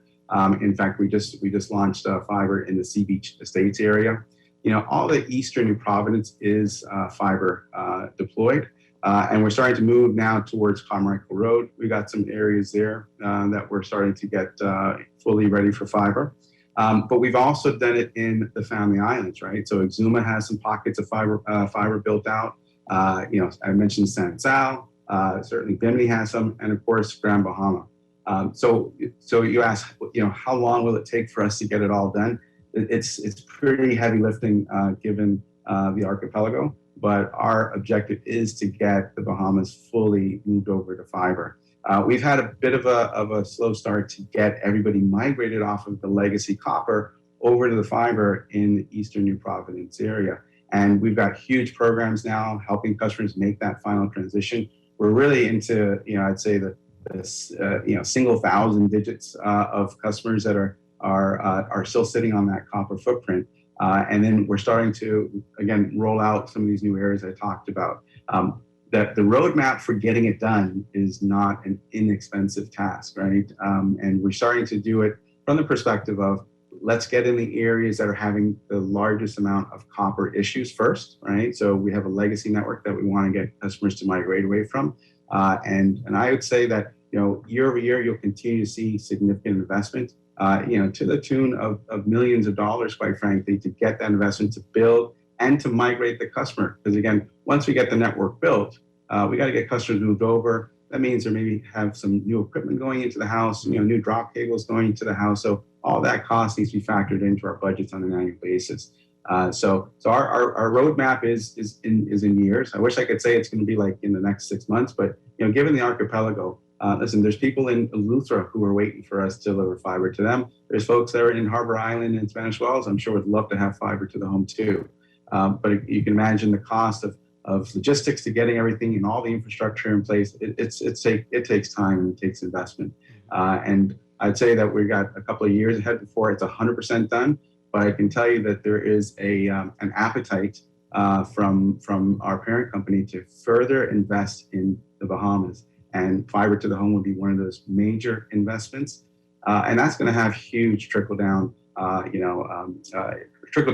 economics as far as us being able to bring in more outside plant contractors. There's quite a few companies you work with that are local that build network infrastructure, both on the mobile side as well as on the fixed side. And that's going to help, put some more dollars into the economy. So we're looking at that. The more we can get customers moved over to our fiber, it helps us, reinvest into other areas that are in need of it. So that's going to be kind of the focus for the next few years ahead. So when you look at Nassau, so I'm going to take 2 categories, Nassau and the Bahamas ex-Nassau. What percentage of Nassau is fiber deployed, and what percentage of the Bahamas ex-Nassau is fiber deployed right now? So Nassau in particular, we would be roughly at, I'd say close to 40%. Grand Bahama is over 55% FTTH. And then as you take all of the homes within the archipelago, we're probably sitting close to the mid 40s as far as footprint, right? There's roughly about 110 to 120,000 homes in the Bahamas. So we're sitting just roughly around 40-odd%, give or take a few percentage points more on the upside because we're continuing to build and continuing to invest in that infrastructure. So every month we're adding, quite frankly, 400 or 500 homes. In Q1, we're going to pass another 3,000 homes with fiber to the home, as I mentioned here. Some in New Providence, some in Grand Bahama, and some have been delivered in the Exumas. So is it automatic for new subdivisions here in New Providence? They automatically have fiber? Is that how it works, or? Absolutely. So, Dwight, it makes no sense to deploy old technology into a new neighborhood. So we would definitely put fiber to the home in any new developments that come in. In fact, we're just finishing up a project in Bimini with some of the development that's happening there. Certainly, what we find here in New Providence and Grand Bahama, it's an overbuild for us, which means we're overbuilding our existing network and, of course, the competitors' network. The good news is we're coming in with a fiber optic cable that goes directly to the home, which has a lot more capacity. Allows you now to get TV as a part of our services, along with super fast broadband, up to 600 megabits to the home. So it's a huge step up as far as capacity and performance, as well as reliability. The good thing with the fiber optic network is it doesn't deteriorate like a copper network does. So it really becomes quite a robust platform for homes in the country. Okay, I'm sure you're aware that telecommunications technology is very important for a country's economic development. And in particular, the Bahamas actually, telecommunications is one of the essential pillars or infrastructure pillars for economic success. Where do you rate the Bahamas in terms of its telecommunication advancement? So Pamela, I'm going to just pepper this with my personal opinion more than maybe some statistics that I can point to. But look, the Bahamas is probably the most well-connected country in the Western Hemisphere. We have more fiber optic subsea cables running through this country.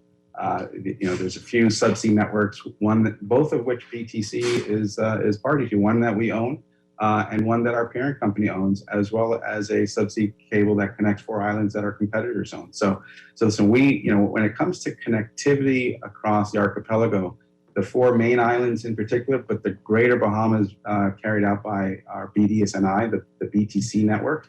So we're the most connected, I think, in the hemisphere.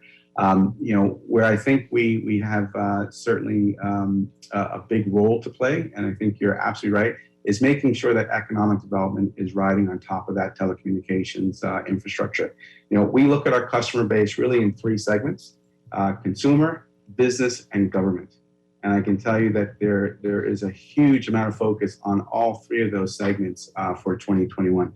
Again, this is the year of the customer for us. So we focus on how do we make sure that there is less friction in the way that we service you, the way that you get installed, and the way that you maintain your service. The government continues to be a great customer for BTC. We see huge amounts of technology advancements within within the national security space, and we certainly want to be a party of that. We see huge requirements for the Royal Bahamas Defense Force, and we want to make sure that we're able to support them. And certainly just all the other ministries, right? Making sure that our services are there and can provide connectivity to all the islands that they, Ministry of Tourism, where they have offices in each of the islands. So we look at those 3 segments and we focus very heavily on it. Our B2B segment, obviously, our commercial segment is really focused on a lot of the hospitality industry. We're as a country, our number 1 product, but certainly with the pandemic, it's been a bit of a challenge under a bit of stress.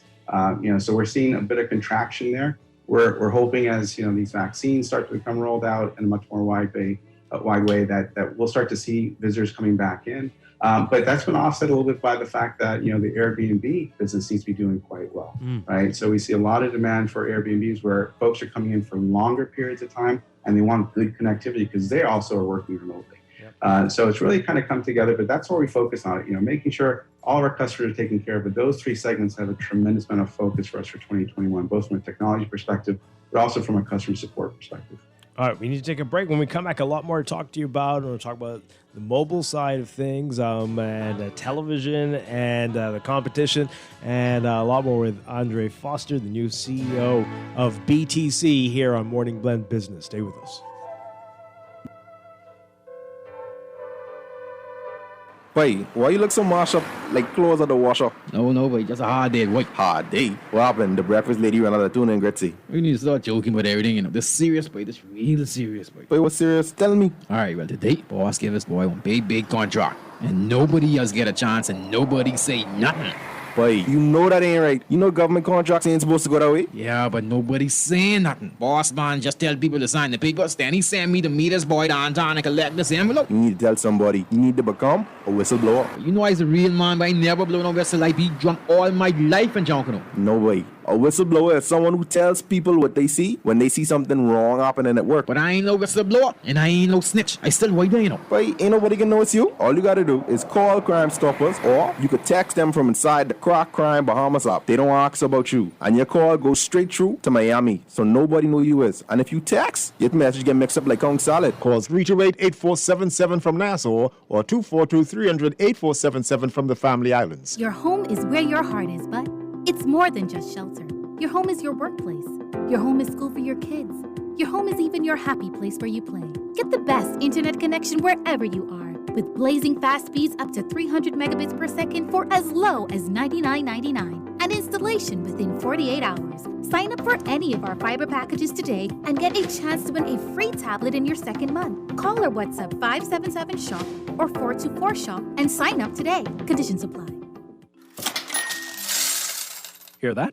That's the sound of your money working for you. Because at CFAL, we know you work hard for your money, so we make sure your money works hard for you. In 20 years as a leading investment firm, we've helped thousands of Bahamians grow their wealth and build a more stable future. With savings plans, pensions, and wealth services to suit everyone, whoever you are, whatever you do, we have financial solutions that will work hard for you.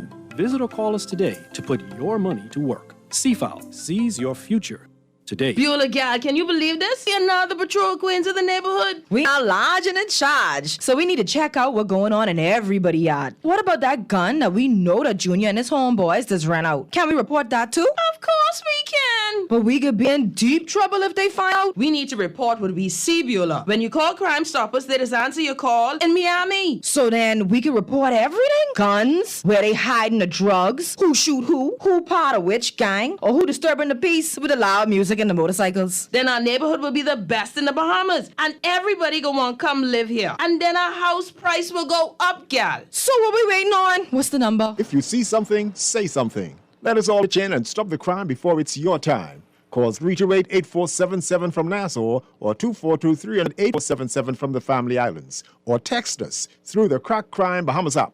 Stop the crime before it's your time. This is Guardian Radio 96.9 FM, Nassau, Bahamas.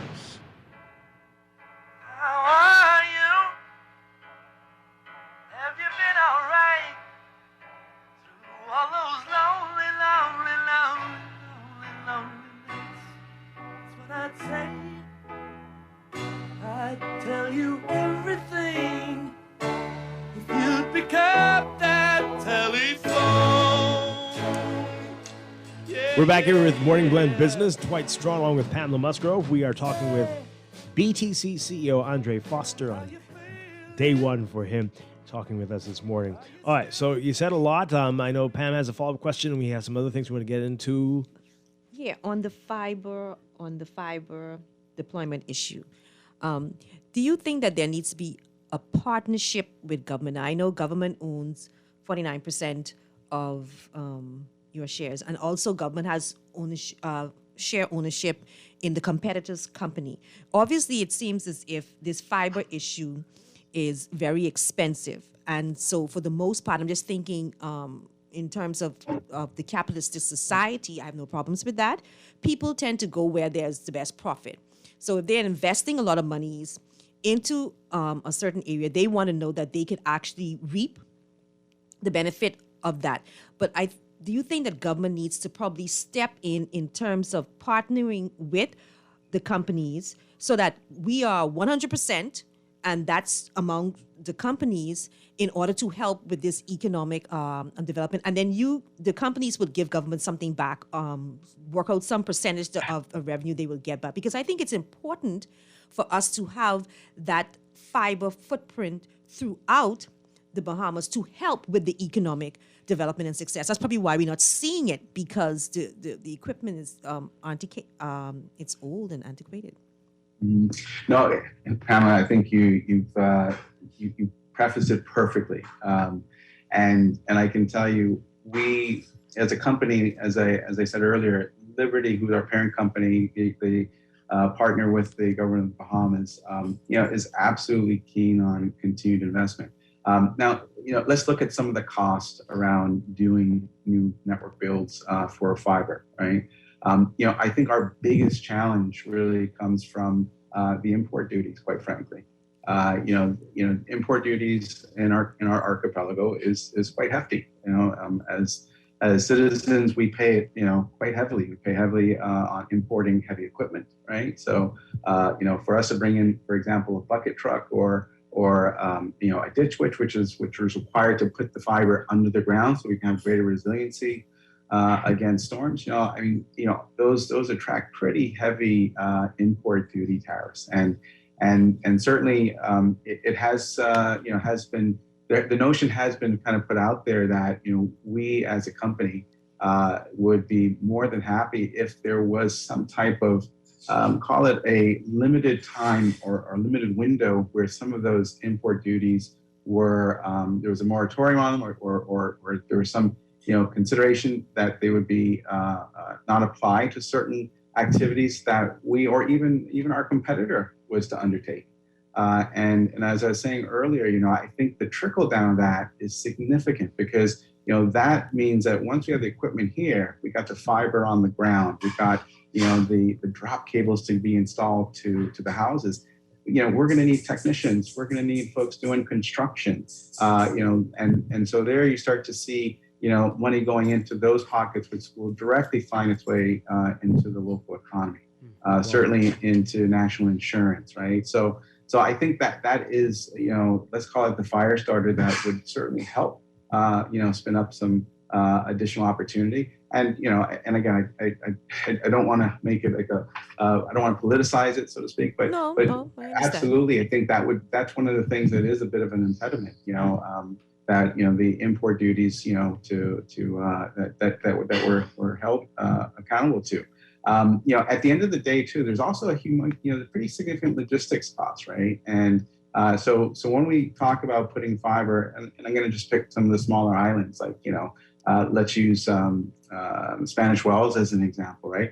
We can do a build in Spanish Wells pretty quickly. The big thing is getting all pieces there. The trucks, the equipment, the people, and all that stuff. And if there's a way that we can do that economically, and which we, by the way, we strive to do. We've done, and I give full credit to the construction workers that we work with, a couple of companies that we work with. They go in, and those guys are, again, putting money into the local economies of those islands, right? So they're eating at the local shop that's serving breakfast. They're staying in some of the local places, to while they're there for their duration. So that helps them. And they do it as economically as they can, so we can make sure that we put infrastructure in. So we've been successful with that within the Exumas. We've done some work in Staniel Key. We've done some work in Black Point. We're going to replicate that model as we go forward. But I think, to your very well placed point, if we had the ability to bring in more materials, the labor is the piece that's the variable that we can manage much more effectively. Wow. And does have direct input into the local economy, right? And people having money in their pocket. Yeah. So we would welcome that. It's something that I know that as a company we've discussed openly with the government. In fact, Mr. Ballinaire, who is the CEO of Liberty Latin America, has said on multiple times, he's willing to make very big investments if he can get some support on how we can make it more economical to do more development in the Bahamas. And certainly we're going to continue to push that. All right, we're running out of time. We just want to ask you about these very quickly, see how quickly we can get you to respond to this. So mobile, on the mobile side, in the U.S., that's all the companies are talking about, 5G. We're not hearing that here. Where do things stand with that here?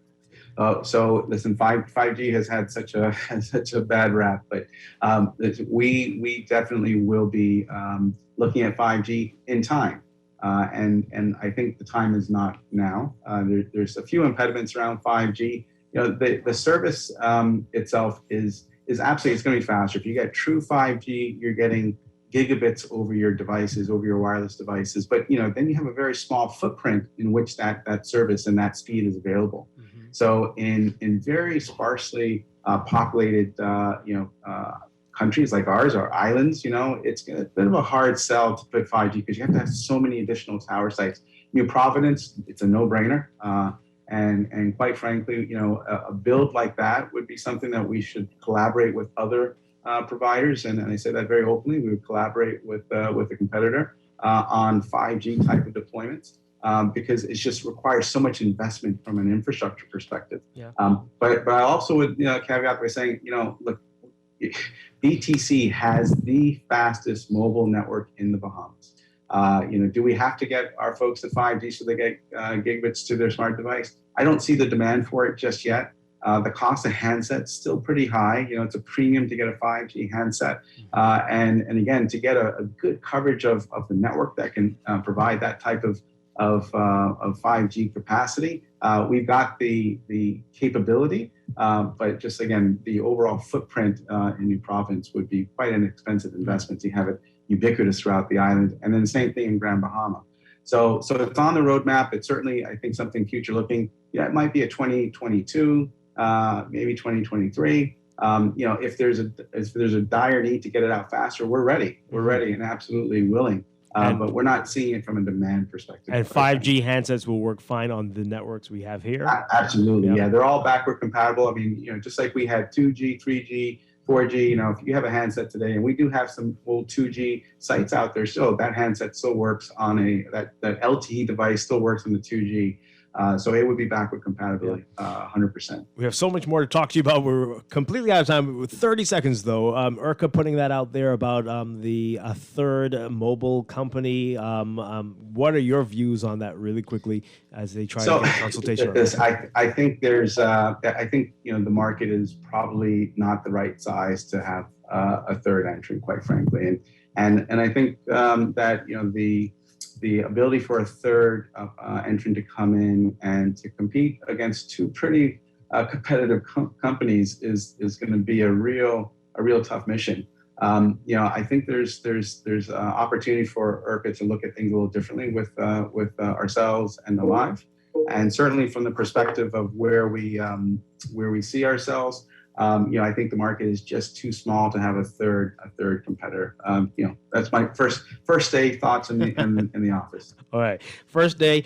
We hope you will have be able to talk with us again very soon, because so much we couldn't get to this morning, including some interesting stories in the paper today and about your television offerings. But hopefully we'll get to talk soon. No, Dwight, happy to come back. Again, appreciate you having me this morning, and certainly. Very, very happy to come back anytime you want to talk technology and what we're doing here at BTC. All right, wonderful stuff. Andre Foster on his first day as CEO of BTC. Thank you again. Appreciate it. Thank you. All right, Pam, thanks for sticking around. Thanks. Appreciate Right. you. Have a blessed week, Bahamas. Yes. I'll be back tomorrow morning with more Morning Blend business at 9 o'clock right here after Morning Blend here on Guardian Radio 96.9. Dwight Strachan, have a great day on the clock with Aaron Green next.